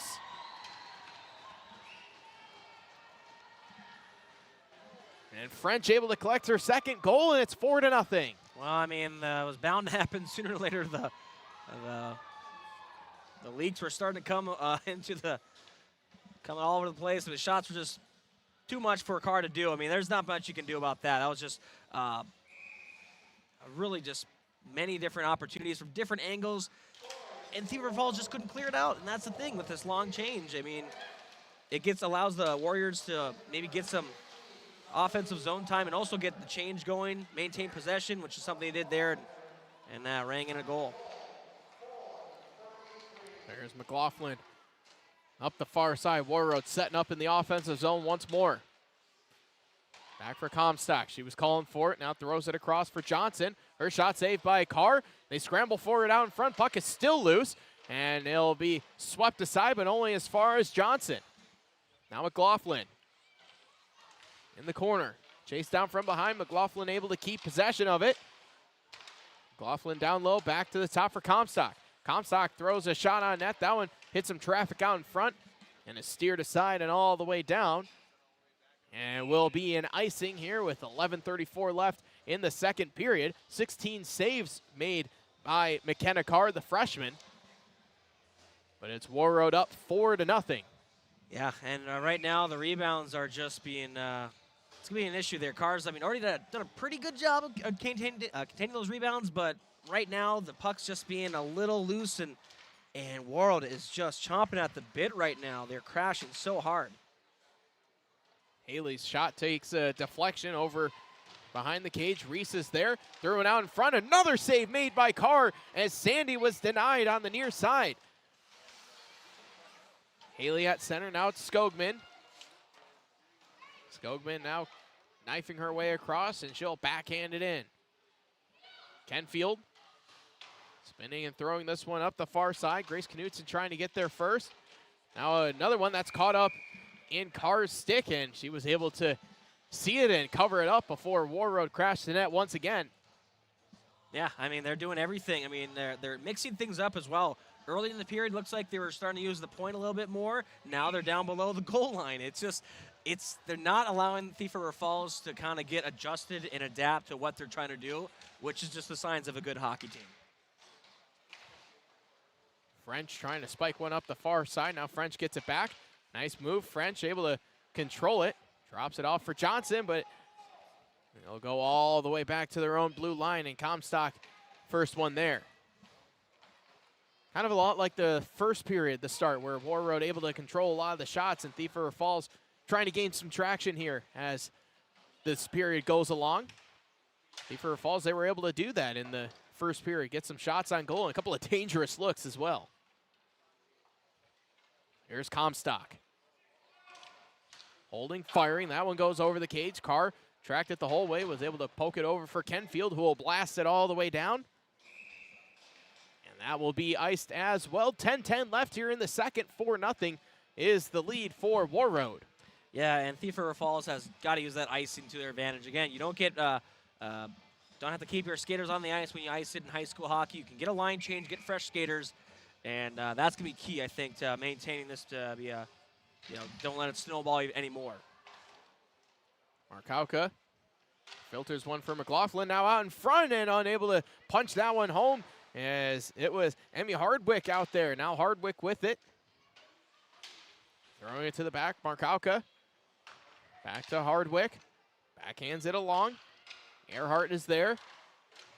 Trying to center one. That one took a deflection. Hardwick was calling for it. Markowka able to pick it back up. Throws one into the middle. Carr was able to turn that aside. Here come the Prowlers. Heading up ice with it. Now trying a centering opportunity. That one took a deflection and it goes right back to McLaughlin. McLaughlin trying to make her way past the defense, was able to get by one prowler, but not the second. Was able to cancel that one out. Good job from Anderson. But it's turned over, and now another centering opportunity looking for McLaughlin out in front. And it's going to be turned over, and now up the near side, it's Sorter. And she'll throw it for Rowley, as Rowley able to use the pillows to send it aside. Here's Haley. Haley still up with it, calling for it with Skogman. Skogman drops it back for Haley. Still battling for it here to a side on the near side. Reese was able to slap that further. Now Kenfield from behind the net. Able to bank this one out to center. Making the change was Johnson, and she'll throw it across for Comstock. Comstock up ahead. Skogman walks into the middle, had her shot deflected on its way there. Carr able to track it nicely into the glove. 8:31 left here in the second. Pretty much halfway through this semifinal game. 4-0 is the lead for Warroad. And, you know, it seems Thief River Falls has had a couple opportunities, at least carry the puck through the neutral zone, enter the offensive zone. So, as you said, it's a slow start. That's the one thing the Prowlers have been doing so far. Starting their periods a little slower, not getting a lot of momentum, and it's just tough to do that against a good team like Warroad, who's from the get-go, from the second the puck drops, they are all in. But as we did see, Thief River Falls able to get their way out into center and eventually carry it into their own end. It's now Reese, a sharp angle shot. That one is saved. Rebound, they score! Maddie Skogman able to score, and it's 5-0. Well, just a great rush there. A good hard angle shot there. Didn't go in, but once again, waiting for that rebound. Where are the Warriors? And another goal. 8:08 left in this second period here, and it's all Warroad at this one. Skogman with her 8th goal of the season. As off the face-off, it was Kalbrenner able to win it all the way down for Rowley, as she was able to cover it up with the glove and throw it over for Comstock. Now Kalbrenner able to get around Kenfield. And Kenfield with the good stick, able to cancel out that opportunity. She had a couple of Warriors set out in front of the net. One is going to get filtered out to center as Johnson turns around, throws it up ahead. Too far for French, and Kenfield trying to backhand it out. That one took a deflection on its way out. Went off the stick of Sophie Johnson. Now Rowley is there. And turning around with it. Johnson up the near side. She'll fire it for Sophie Johnson. Now it's French into the corner, trying to center one, and puck gets caught up in a couple of skates, and now it's trickling out to Mossestad. Mossestad able to angle this one into the offensive zone for the Prowlers. And now twisting this one out to center are Warroad. Anderson for Lindgren. That one is going to be whacked in by Mossestad. Long pass. That was attempted to get it to Curtis. Looking for the stretch pass, but instead it's going to be an icing. And with 6:54 left here in the second period, faceoff will come to Rowley's left, and another opportunity for the Prowlers maybe to win a faceoff. Well, that's the thing. This is kind of how it started last period. An icing from the Warriors, and they won a faceoff, and they got something going. So, and looks like, well, still tied up, and eventually Warroad able to win it. Here's Markowka up the far side, trying to hold the line in where the Prowlers, but now nice outlet pass to the near side. Hardwick throwing one out in front. She was looking for Curtis, and it goes just past her stick. Now McLaughlin is there. McLaughlin trying to get her way into center, and a shot. That one is saved. Another save made by Carr. Up to 19. Markowka, a shot. That one is wide. Anderson turns one up for Hardwick. Curtis behind the net, drops it over for Hardwick. Now to the back for Haley. Winds and fires, and Carr able to track it the whole way, and she makes the save. And that was a tough shot there. I mean, a long one, thankfully, for Carr. She was able to track it, but a lot of back and forth people, screens going through. So big save there for the freshman netminder, and 22 on the day already. 6:07 left here in the second. 5-0 is the lead for the number 1 seed Warroad. Thief River Falls, the 4 seed here in Section 8A, and shot that one is saved. They scramble for it still. It's loose, and now play is blown dead. Carr didn't know where it was. And so 5:58 left here in the second. And that's the thing here. They have the 2 referees, the 2 linesmen. I mean, it's a full crew for section semifinal action. You love to see that because that usually means that, hey, they're going to get the call right. And obviously the ref had a good angle. That puck was still loose, didn't call it dead.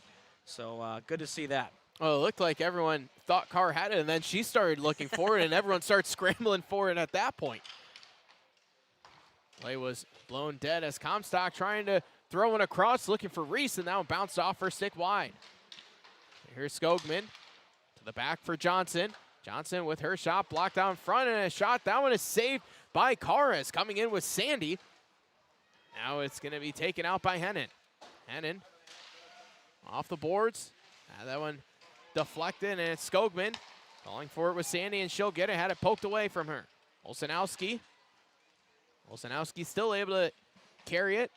And that one leave her stick, and it's thrown in. So here's Johnson coming up on 5 minutes left here in the second. 5-0 the lead for Warroad. As Sandy over for Reese, and she'll just flick that one over for Carr to cover up. So the face-off in the offensive zone of Warroad once again. It'll be to Carr's left. Have to see who's going to take the face-off. It'll be Kalbrenner for Warroad. Knutson for Thief River Falls, and Kalbrenner able to win it back for Markauka. Now it's Haley. She'll fire a shot, and able to make another save is Carr. Yeah, I heard that one hit the pads from up here, so another big save there. And again, Carr has been doing a really good job and doing as much as he can by being in good position and trying to hold on to those rebounds, but it's tough, and that's the thing, too. If it's loose by any means, the Warroad Warriors will be right there waiting for it. They score! Markauka from the point. Have to see if it takes a deflection. Either way, it's 6-0. Yeah, and that was just we mentioned it earlier. You know, they've scored from the point, and they scored from some deflections, scored down low, and they've just been playing the game however they want to, and they get another one here. 4:49 left in this second period. That is Markauka's second. And looks like that will be the night for Carr. So, yeah, that is. They are going to give Markauka the goal.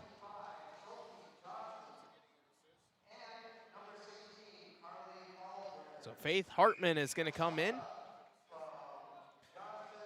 The other freshman for Thief River Falls. Both freshmen, they've played fairly evenly throughout the season for the Prowlers. It goes from freshman to freshman as Hartman is in net. Turned over at center. Earhart was there, but she'll lose it. Over into the middle was Knutson, had that one knocked off her stick. Earhart again on the far side. Trying to punch it further along. Turned over and sent right back over.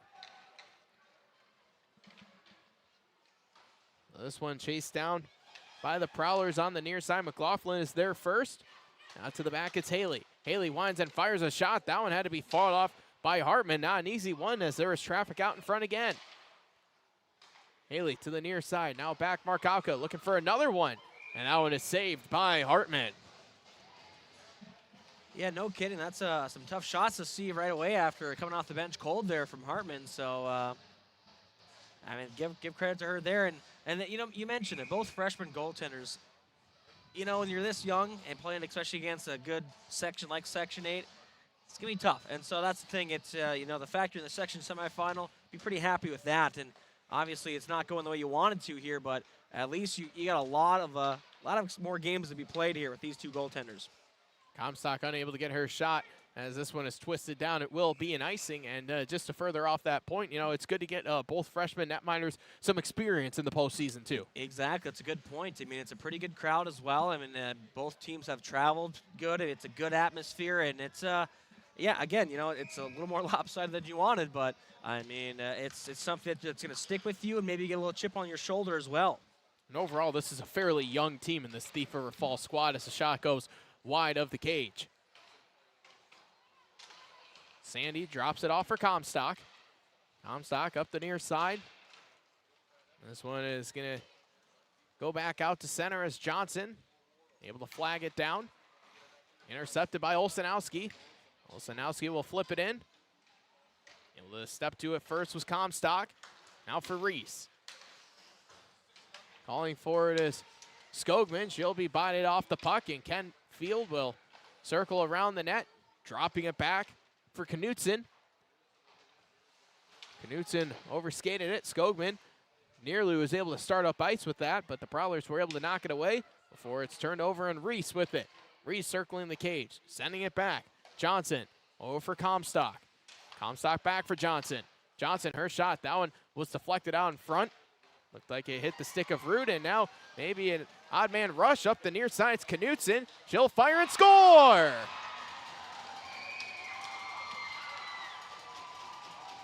Callie Knutson with the goal, and it's 6-1. Oh, and the captain scoring there to prevent the shutout, but more importantly, just give a little life to your team at this point. I mean, that's big. That is huge right there, and that just shows, I mean, when a goaltender doesn't see many shots, that's, especially when it's been almost a whole period without seeing a shot on net, it can make you a little rusty. And I mean, that was a good shot on top, so just overall huge for the Prowlers. He was able to elevate the puck nicely there, nearly roofed it, as it is 6-1 now, the score here. As Knutson gets the unassisted goal, and that's exactly the formula for Thief River Falls, create those odd man rushes. Gallagher in the corner, had that one taken away. They still battle for it, now trying to center one as coming towards the net was Addison Lindgren. Now it's turned over in French, up ahead for Johnson. Johnson trying to drop it back for French, and a great stick as on the retreat, able to interrupt that one. Looked like that was Hennon who was able to do that. As Johnson flips it back in, Warroad will make a change. 1:45 left in the second. 3 goals scored here in the period by Warroad, 1 by Thief River Falls. Kate Johnson behind her own net. Leaves it back for Comstock. Able to keep this one in is Knutson. Knutson maybe with an extra pep in her step after scoring that goal. Comstock for Hardwick. There was Knutson again, almost able to force a turnover, but McLaughlin able to pick it up. Her shot was blocked off by Hennon. Now racing up the near side, Massestad. She'll fire it in. Comstock back for Kate Johnson. Now it's turned over and out in front, a shot. That one is rising high in the net. And a good shot coming from the stick of Cora Sorter as she read that nicely coming off the bench. Now at center, it's Camille Barra. Barra will just angle this one in. Kate Johnson there trying to spin this one out, and it's turned over. Warroad in the middle of a change, but a pass goes too far behind Sorter. Now Sorter in the corner, half a minute left.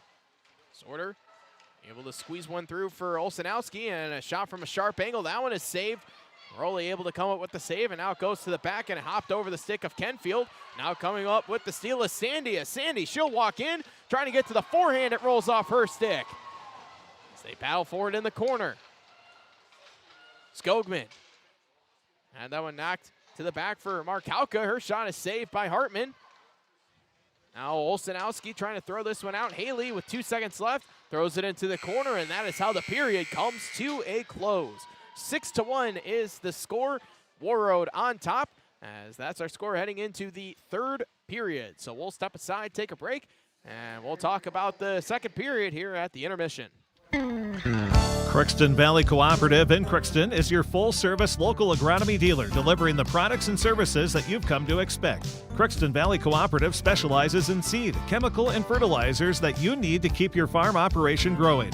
For expert advice you can rely on, give Sean, Mike, or Matt a call at 281-1178 today, or stop by at Crookston Valley Cooperative, located at 1122 Fairfax Avenue in Crookston. Crookston Valley Co-op. here to keep you growing. Ever wonder what your city government does for you? They provide police and fire protection, emergency and disaster preparation, building code and zoning enforcement, street repair, cleaning and snow plowing, curbside garbage and recycling collection, plus spring and fall cleanup weeks. They deliver safe drinking water and maintain a wastewater system. They care for 22 parks and provide year-round recreation activities. They give loans for economic development and housing. They do all this and much more with the help of your city employees. For all of your automotive service needs, call Christian Brothers Ford here in Crookston. We have a service team to handle all of your vehicle's needs. Does your vehicle pull to the right or left? Call and schedule an alignment today. Proper alignment saves gas and wear on your tires. We're here to take care of your vehicle repairs and maintenance. Call Christopher or Jersey in the service department at 281-1338. Make an appointment today with the service department at Christian Brothers Ford of Crookston, where we make it easy. Grove Mechanical in Crookston suggests having your heating and cooling system serviced regularly to keep things running smoothly and safely. If you're in need of a new heating and cooling system, Grove Mechanical has a Lennox home comfort system with trusted, cutting-edge products.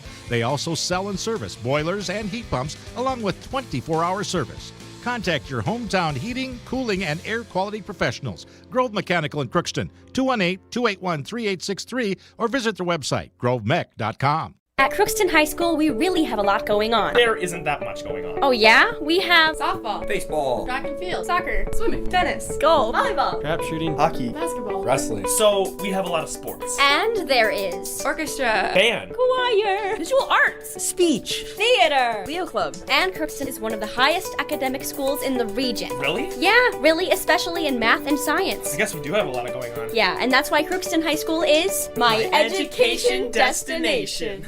Your local Ace has it all. The full line of Ego outdoor power. And we're here to help. So shop in store or online for curbside pickup or same-day delivery. With Ace, getting the Ego products you want has never been easier. Ace is the place with the helpful hardware, folks.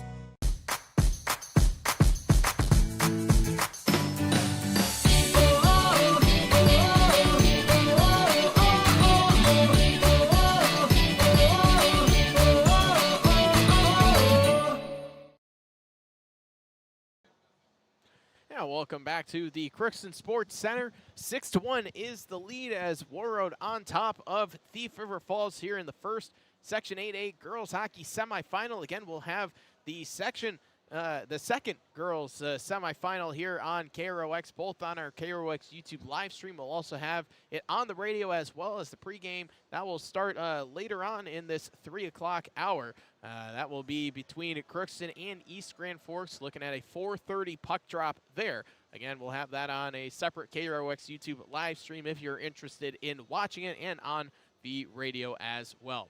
So it was Warroad able to get 3 more goals in the second period. Thief River Falls, they were able to add a goal as well. That's how we got to 6-1. And shots, it was Warroad with 22 shots on goal in that period. And Thief River Falls, they were able to get 3 shots on net. As we take a look here at our Draft Sports Bar and Grill scoreboard update. Bo, do we have any other scores to pass along? Yeah, let's take a look here. Obviously, there's a lot going on, but as of right now, let's get the adjust the laptop here so I don't have such a glare, so that I actually read what's in front of me here. Let's see here. We'll have this load up. But again, obviously, yeah, the semifinal happening tonight. Today, the section championship a week from Thursday. Well, not a week from Thursday. Next 5 Thursday. days. Yeah, 5 days. That's right. I forget what date it is. There's so many games I'm doing. Get a little confused. So anyway, so yeah, that'll be here at the Crookston Sports Center. Other than that, really not much going on. And boys hockey around the area. Red Lake Falls hosting Greenway Coleraine and Kitson County Central Park Rapids. Those are some other Section 8 games. Wapton Breckenridge at Lake of the Woods. Bagley Fosston at Becker Big Lake. Moorhead, they're taking on Warroad up at Warroad. So that's the boys team playing there. Other than that, pretty much it for Section 8A boys hockey. Girls hockey, Section 8 AA tournament semifinals. Bemidji's at Moorhead and Brainerd Little Falls at Roseau. So that's the bigger schools girls hockey. That's going on. Other than that, not really a whole lot of action. There's some basketball going on around the area, some other hockey, and some college athletics, of course. But that's pretty much it. That's what I got for you for your Draft Sports Bar and Grill scoreboard update. Thank you very much, Bo. We will step aside. We'll take a break and talk about the second period and what's to come in the third right after this on KROX. Are you an enthusiastic sports fan? Want to have fun and get in on the action? Heck, yes. That'd be awesome. Have great attention to detail? Want to stay active? Definitely. Want to give back to the student athletes in your community? Obviously, yes. Then you'd make an excellent high school sports official. We need more officials in Minnesota, because with no high school officials, there are no high school sports. Sign up today at highschoolofficials.com.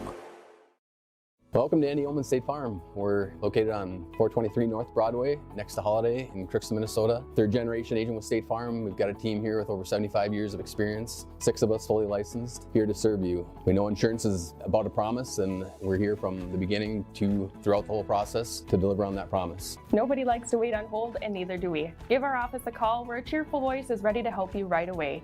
Call 218-281-3643.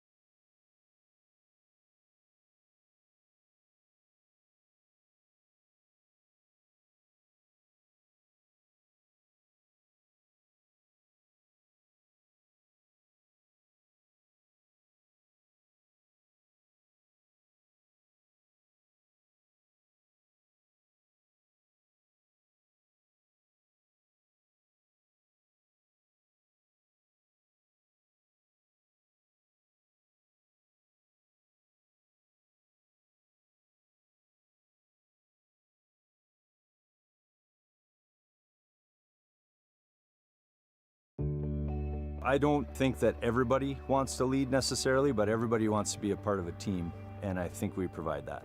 Blaine Vanosic, I've been at Zavros for, this is my 23rd season. My dad is an extremely hard worker. I wanted to be like him. I wanted to work, honest work, and provide for my family like he does, and just live a comfortable life. And I found that here at RJ Zavril & Son. It feels great. Rather than focusing on one particular specialty, the folks at Phil Thompson & Associates work as a team by providing a variety of financial services. The result is the convenience and efficiency of being able to do all your financial business in one place. Call or stop in for a visit anytime. See for yourself what they have to offer. Stop in and visit any of their 3 area offices.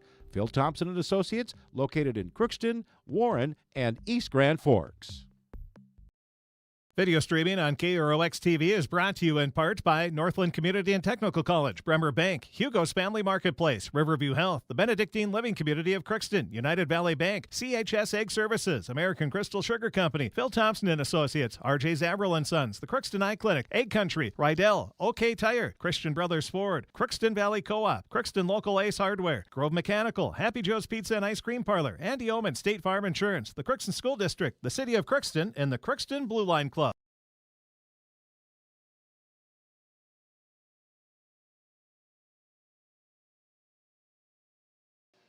Welcome back inside the Crookston Sports Center here. 6-1 is the score. The number 1 seed Warroad Warriors with the lead over the number 4 seed Thief River Falls Prowlers. And, well, something that we've kind of talked about throughout the game, Bo, was Thief River Falls trying to get off to maybe a better start here, maybe in this third period. As the periods have gone along, Thief River Falls, they've gotten their momentum. It's just in the first really 10 minutes of the period, they've kind of fallen behind. Yeah, if they didn't have those first 10 minutes of each of those 2 periods, Thief River Falls, yeah, be right in it. Probably, like maybe a 3-1 game, but that's a thing. When you start slow and against a team like Warroad who's going to take advantage, they'll take advantage. And they'll jump ahead out and snowball and all the things we've been saying all game long. It's, it's not surprising for Warroad to play like they've been playing with a lot of pace, a lot of good passing, and again, as we said as well, just really mixing things up and not just being going to the well and do the same thing. So whatever works for them, they're trying different things out, and they're using this game as a good way to get ready for next week if they if things hold on here, obviously, unless an immaculate comeback. But they're getting ready for next week and potentially even down into at the X too. So that's how they play the game. That's how they've always played. They play with knowing that, hey, we're good enough to be down there, and we'll be down there unless someone knocks us off. That's the thing. It's not like, oh, we'll try to make it. You got to knock us off, and that's what the Warroad does best. Well, impressively in that second period, no penalties. We had 4 penalties in the first period combined, 3 of them called against Warroad. No penalties there in the second, so a penalty-less second. We'll have to see if that carries over into the third. Yeah, that's a good point. I mean, now after that first period, I was a little nervous. I'm like, oh, geez, we're gonna have the ice to the penalty box be worn down after 2 periods of play. But good period there. Both teams really, again, just playing a little smarter with the sticks, and no tripping calls, anything like that, and just it's good hockey. It's what you want to see. You want to have a game with a whole bunch of penalties is never really fun. And I mean, it's one thing in the NHL and the professionals when they can maybe get a fight or two. That's a little exciting. But for high school level, even college level, I mean, you just want to have some nice, clean hockey that goes fast-paced, back and forth, and just really exciting, which is what we've seen so far a little bit here today. Yeah, we've done a couple of games where where we've seen quite a few penalties. They've had to grease the doors there because it was they were used so much. But Warroad hitting the ice right now. Thief River Falls will be following here shortly. Again, 6-1 is the lead. Number 1 seed Warroad on top over the number 4 seed Thief River Falls. Just a reminder, as if you want to watch the second semifinal game between East Grand Forks and Crookston, we'll have that on a separate KROX YouTube live stream between the 2 and the 3 seed.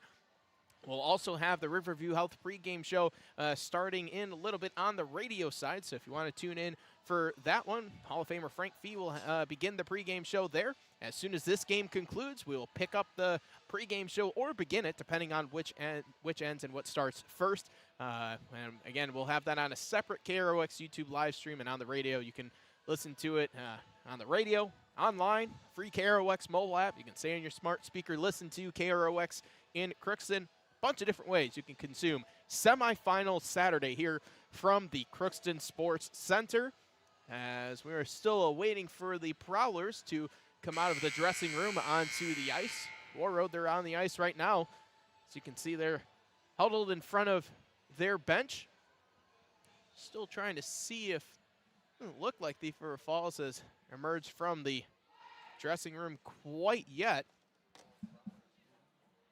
But the buzzer did go off, so we'll have to see if they make their way out onto the ice here shortly. And again, we were talking about how important it is that Thief River Falls gets off to a good start, especially since they scored the most recent goal. Yeah, that's a good point. And the thing is, too, if Warroad does tack on one more, I did check with said Hall of Famer Frank Fee about potential running time in section play, and that is a fact. So if Warroad gets one more, they get up by 6 here in the third, it will go into running time. We are still waiting for Thief River Falls. This is unique. This is interesting. They've been good in the first 2 periods, so I don't know if this is their own little protest or what. But yeah, sound the buzzer again. Yeah. Sound the alarm once again as the refs are a little confused as well. No, it looks like here they come. Yep. Now the Prowlers are emerging. We can.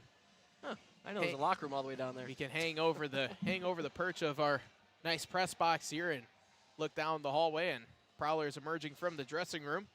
Didn't know if we'd play 5-on-0 hockey or what the case would have been there, but thankfully we don't have to worry about those hypotheticals as Prowlers head out onto the ice again. Faith Hartman, she came in relief for Carr, McKenna Carr that was, so gotta imagine Faith Hartman's gonna stay in net as Prowlers skate around, and now referee blew the whistle like, hey, we're waiting. We've been ready to go. You guys hit the snooze button. Yeah, so it looks like we'll be Hartman staying in net there as Carr made 25 saves in her time out there, and so far I think it's only 3 saves for Hartman as of right now. Now we are ready to go. It's Skogman able to win the faceoff back to Comstock. Out the far side, it's Reese cutting through, and a shot saved by Hartman. Into the corner they battle for. Knutson is there. That's Grace Knutson, and trying to knock it out of the air with Sandy. She'll throw it back for Kate Johnson. Kate Johnson shot took a deflection, a save by Hartman. Another save made by Hartman on Sandy. And this one is going to be thrown out to center for Comstock. Boy, Hartman couple of big saves early for the Prowlers. Now held up on the boards. Puck is wedged in between a couple of players, to a side battling for it. Now comes back for Kate Johnson. Now across for Comstock, and she'll backhand this along into the corner. Reese is there, reversing it back for Comstock. Comstock throws it down low. Sandy with the shot, and that one is saved, and trying to backhand it out was Gallagher, but they couldn't, and Kenfield, she'll give that one a bash around the boards. Comstock able to hold it in, and she'll spirit this one forward. Prowlers able to get it out of their own end, but it goes as far as Comstock in neutral ice, and now Comstock, she'll walk in, fires a shot, and that one is going to be saved by Hartman. Here, a minute 25 into this third period. Yeah, and well, we haven't seen the puck even get to the Warroad end so far, as the Warriors do a phenomenal job there at their blue line, holding that puck in and just send it right back down, can continue their forward check. That's something they've excelled in all game long. In the corner, it's Hennon. And that one knocked away. Kalbrunner into the corner. Throws it back, Markowka. Her shot flutters wide. Able to scoop this one up is Gallagher. Gallagher up the far side, chips it forward. Trying to race after it is Coda, but Markowka is there first. Now Gallagher centering one for Olszanowski, and that one was saved by Rowley. Chopping forward at center, that was Anderson. Up ahead for Coda, and an excellent opportunity for Thief River Falls just a moment ago. Markowka, stretch pass, and that wasn't touched. Went through everyone. It'll be an icing. Faceoff will come back into the Thief River Falls offensive zone, but a couple of big saves made by both netminders here early. Yeah, just like that. And again, Thief River Falls, they're having probably one of their best starts to a period, and get a little more offensive zone time here now. Still tied up off the face-off. Will be Comstock. She'll send it up the far side for Hardwick. Hardwick takes a tumble. She was onside still. And a shot, that one saved by Hartman. Almost getting a shot off was Curtis. That one goes wide. Thief River Falls able to get it out of their own end. Kate Johnson, first one to it. Goes around the cage. Backhands this up for Hardwick. Now it's Hardwick once again. Cross ice pass. That was read nicely by Kenfield as she'll smash this one in. Goes just past Rowley to the far side. Now out at center, it's Curtis. Barra is there as well for Thief River Falls. Too far for Curtis as Kenfield will scoop it up behind the net. She tried to kick it along, and Curtis able to dig it out. Curtis tried to send it back, but able to pick this one off as Callie Knutson. It'll be Markowka. Angling one off the near boards. Still battling for it. It'll be Markowka. Markowka will flip it in as the Warriors go chasing after it. It was Reese unable to come up with it, and this one is going to be thrown all the way down by Thief River Falls. They'll ice it with 13:15 left here in the third. Now some good back and forth play there. I mean, a good pace, which is something you're happy to see at this time in the game, when it's definitely, again, very lopsided. So it's good to see both teams are still having a little pep in their step, and they're not phoning it in. A couple of really good chances too. Both goalies have been good here at the beginning of this third period. Here's Reese. Backhanding it over for Skogman all the way around to the far side, and she'll leave it back for Haley. Now it's Sandy. Around trying to find Reese. They still battle for it on the near side. Still battling, and now coming out with this is Reese with a shot. That one is fought off by Hartman. It was an excellent pass from Sandy to Reese. And Reese was trying to come out with it again, and it'll be Olszanowski on the near side.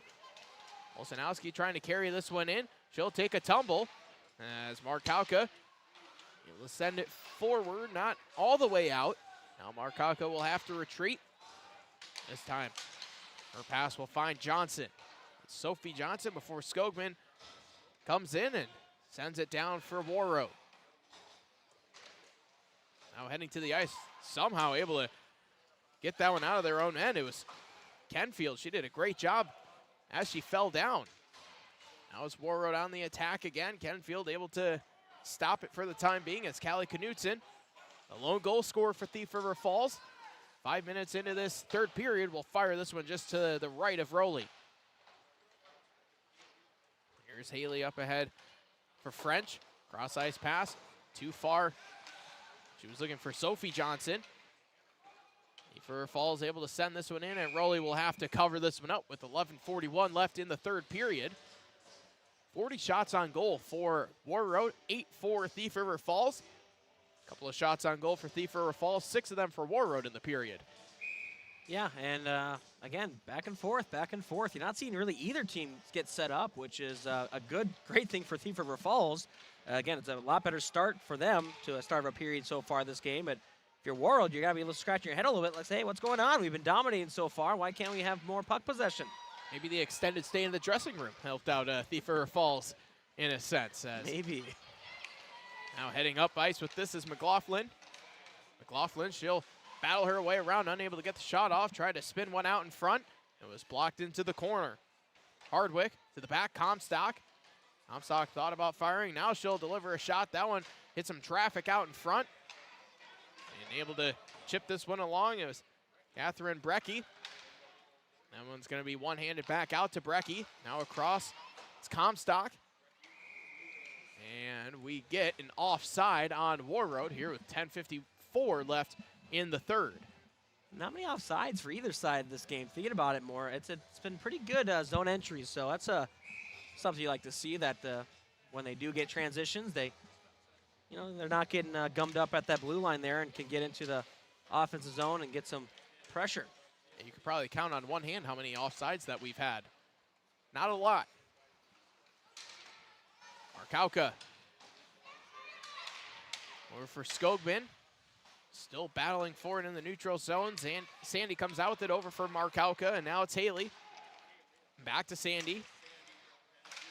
Dropping it back. Reese tried to have it. Now Sandy, she was able to find it, and now play is blown dead. I believe the glove came off of Hartman as well. And we'll have to see if they blew it dead before the puck, if it crossed the line. Surely looked like the puck ended up in the net at some point, but they're not going to say it was a goal. We remain at 6-1. So the face-off, that will be to Hartman's right. Able to win the face-off, Olsenowski. Quickly able to step to it on the far side. That was Sandy. Now it's Skogman. To the back, Haley. She'll fire a shot, saved, and a rebound attempt. That one was denied as well. Another couple of saves here for Hartman. 10 minutes left here in the third. 6-1, Warroad with the lead, the 1 seed over the 4 seed Thief River Falls Prowlers. The winner of this semifinal game heads to the Section 8A Championship on Thursday night here at the Crookston Sports Center as the shot goes just wide by Reese. Winner of this one will face the winner of East Grand Forks and Crookston on Thursday night. And East Grand Forks and Crookston will be coming up later on this afternoon, both on our KROX radio and KROX YouTube live stream. Markowka fires a shot down, is saved by Hartman, and once again able to chop that one away. That was a good job by Grace Knutson. She was able to deny another opportunity for the Warriors out in front. Still battling for it, and Kalbrenner comes out with it, throws it into the middle, and that one was denied by Kenfield, and a backhand trying to get that one forward was French. And we'll have to see if a penalty is going to be called here for the extracurriculars with 9:08 left in the third. That's something we haven't said too much so far this game is anything getting chippy or anything like that. Looks like there won't be a call, so stay 5 aside. Here's Kate Johnson off the face-off win from Kalbrenner. Comstock back for Johnson. Kate Johnson winds and fires and saved by Hartman. Boy, Hartman seems to be getting into even more of a rhythm here as this game goes on. Yeah, no kidding. I mean, really feeling the ice and seeing the vision of play here well. And again, when the puck hits her, she hasn't been giving up too many rebounds, which is obviously a big key against a very aggressive Warroad team. Well, that's not an easy thing to do against Warroad, but nonetheless, coming off the bench in the middle of the game, that makes that feat even more impressive. Brenner circling to the middle, going to the backhand, tried to drop one out in front. That one was denied. Now on the near side, the Prowlers trying to get it out, but once again, Comstock able to hold the blue line as she does magnificently throughout today. French backhands one along. It's Sophie Johnson. Johnson below the goal line. Will be knocked off the puck. It was a nice hit thrown. Knutson, and now puck is trapped, I believe, under one of the Prowlers, trying to get up is Knutson. And they still battle forward, and covering this one up is Hartman, as that one took a deflection right out in front here with 8:02 left in the third. 6-1 still the lead for Warroad. And the Prowlers, they need to get the puck out of their zone right now. It's been a few minutes of sustained zone time for Warroad. And, well, when this happened earlier in the game, the puck found the back of the net for the Warriors as we're getting get a reset here and do the face-off one more time. Face-off to Hartman's left. Addison Lindgren able to win the face-off for the Prowlers. Ossestad chips it forward, calling it was A.J. Brotning, and now Brotning throws one through the crease, and that one goes wide. Out the near side, it's going to be Earhart. Had that one turned over. Lindgren, she'll spin and fire that one in. That one tracked by Rowley, used this as the pad. Now McLaughlin. McLaughlin enters the offensive zone, had that one canceled out by Anderson. On the corner, Hennon. Try to advance it. Now it's turned over as Coda with the intercept. Coda will throw it across.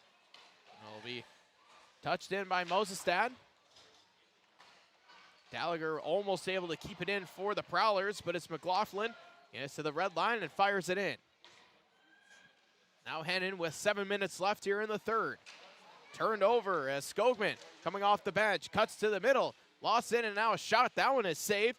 Had to be fought off by Hartman as it was Earhart from a tough angle. Here's Gallagher. Chased from behind by Skogman. Battle for here in the middle. It'll be picked up by Brecky. Brecky from her own end. Able to angle one out for Skogman. Skogman throws it across. Sandy, she is going to be hit by Kenfield. Penalty coming. And it appears as if it will be Kenfield call for the penalty. Just a second penalty called on Thief River Falls. It will be a hook. That's the first penalty we've seen since the first period. Yeah, wow. I mean, it's crazy to think it's been that long, but that's always a good thing. But for the Prowlers, this is going to be a tough kill here. It's this point of the game, again, you don't want to get to that running time part. They got to make sure they can get the puck out at least past their blue line. Drive coming from French. That one had to be saved by Hartman. And Kenfield called for the penalty, and that's a tough penalty for Thief River Falls because Kenfield plays a lot of minutes. And one of your better defenders as well, so it's a twofer. Face-off win back for French. She'll wind and fire again, and another save made by Hartman, so they'll do it again to Hartman's right. French got a hard shot, and obviously she's testing the freshman netminder, and one of Warroad's trying to get some bodies out front to either take away the vision or maybe deflection. Either way, hasn't happened yet.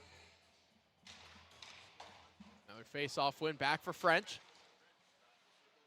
French dropping it back for Comstock. Down low, it's Skogman. Warroad's power play, 16.9% on the season.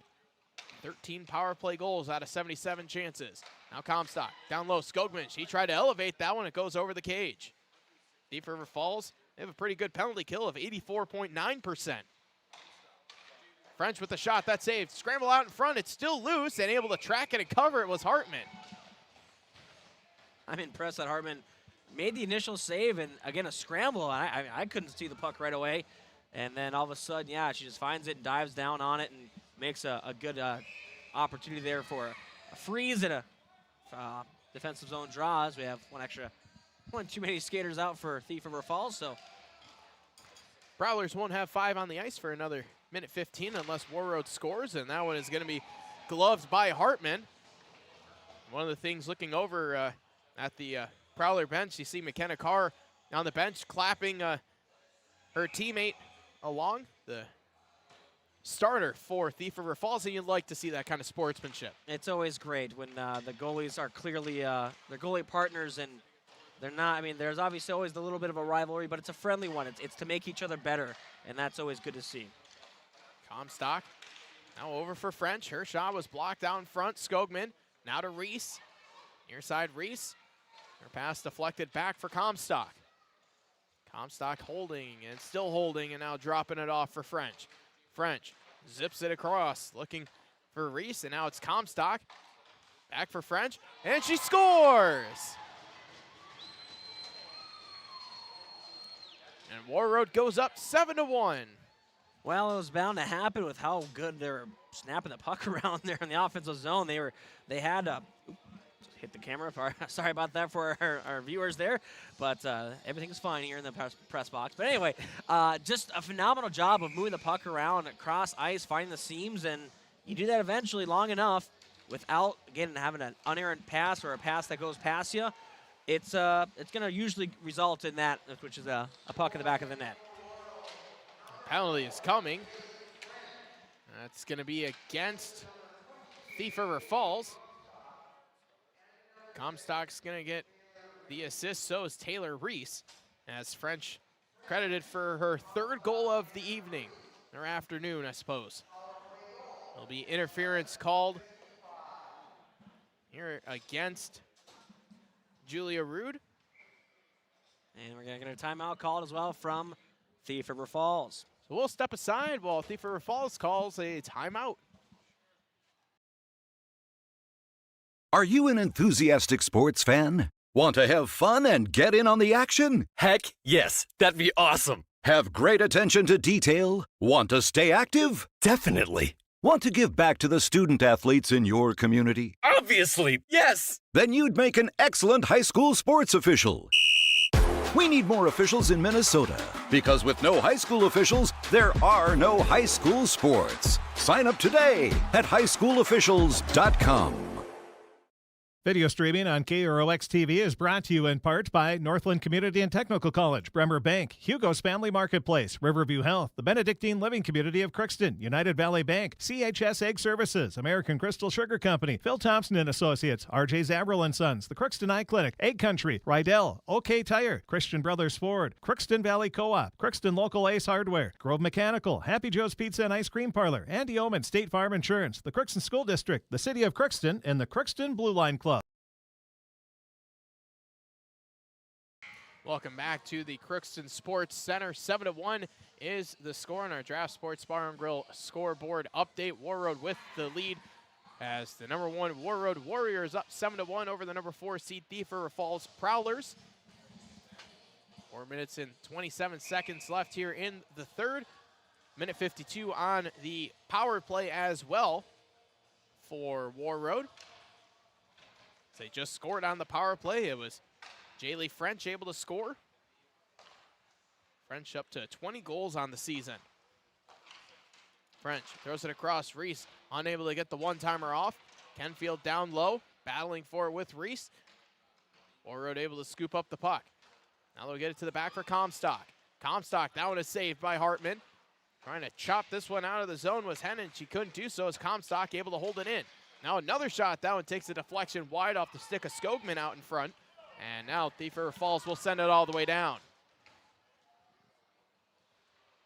Again, coming up here in a little bit, the second semifinal of the day. It's East Grand Forks and Crookston. We'll have that both on the radio and a separate KROX YouTube live stream. And out in front, able to get a stick on it once again with Skogman. That one hopped over the cage. We'll have the pregame show for both radio and the YouTube live streams. That will start as soon as this one concludes. Puck drop is set for 4:30, and semifinal number 2 is winding up and firing one wide is French. This one has to be claimed by Comstock at center. So here's Reese. Over in the middle for Sandy. That one fought off by Hartman. They scramble for it out in front. It's still loose, and able to cover that one up was Hartman. Wow. I know the Prowler was there trying to just clear the puck. Instead, it went right between the legs of Hartman. So I don't know how Hartman must have felt it, because she obviously just closed and covered it up with her legs. And I mean, she was laid on her back when she did that. So that's what the impressive thing. No way she could actually see the puck. Clearly just felt it and said, well, this is my best chance to get a freeze, get a stoppage here. And as the clock does continue to wind down here, 2:40 left, an offensive zone draw win for the Warriors. Penalty has been killed by Thief River Falls. So coming out of the box is Rude. Kalbrenner drops it off. Markowka. That shot is saved by Hartman once again. Face-off will take place to the right of Hartman. 2:15 and counting here in the third. 48 total saves for the Prowlers so far, if my Crookston math checks out. And it does. Markowka fires a shot. That one goes wide with 2 minutes left. Now it's Haley. This one gets slapped out in front, blocked out in front by Anderson. Now Anderson chopping at it. Anderson trying to whack this one out, but it only goes as far as Markowka at the blue line. Her shot goes wide as well. Haley over across for Markowka. Markowka again fires, and that one is saved. Kalbrenner around for Hardwick. Haley looking things over, now throws it on net. That one had to be fought off by Hartman, and trying to pass this one out are the Prowlers. They still can't get it out. Warroad able to still keep possession as Hardwick hit on the boards, and now it will be coming out with this is Rude, able to chip it to herself. Rude still going with this, going to the net, and it looks like we are going to get a penalty called here with a minute left.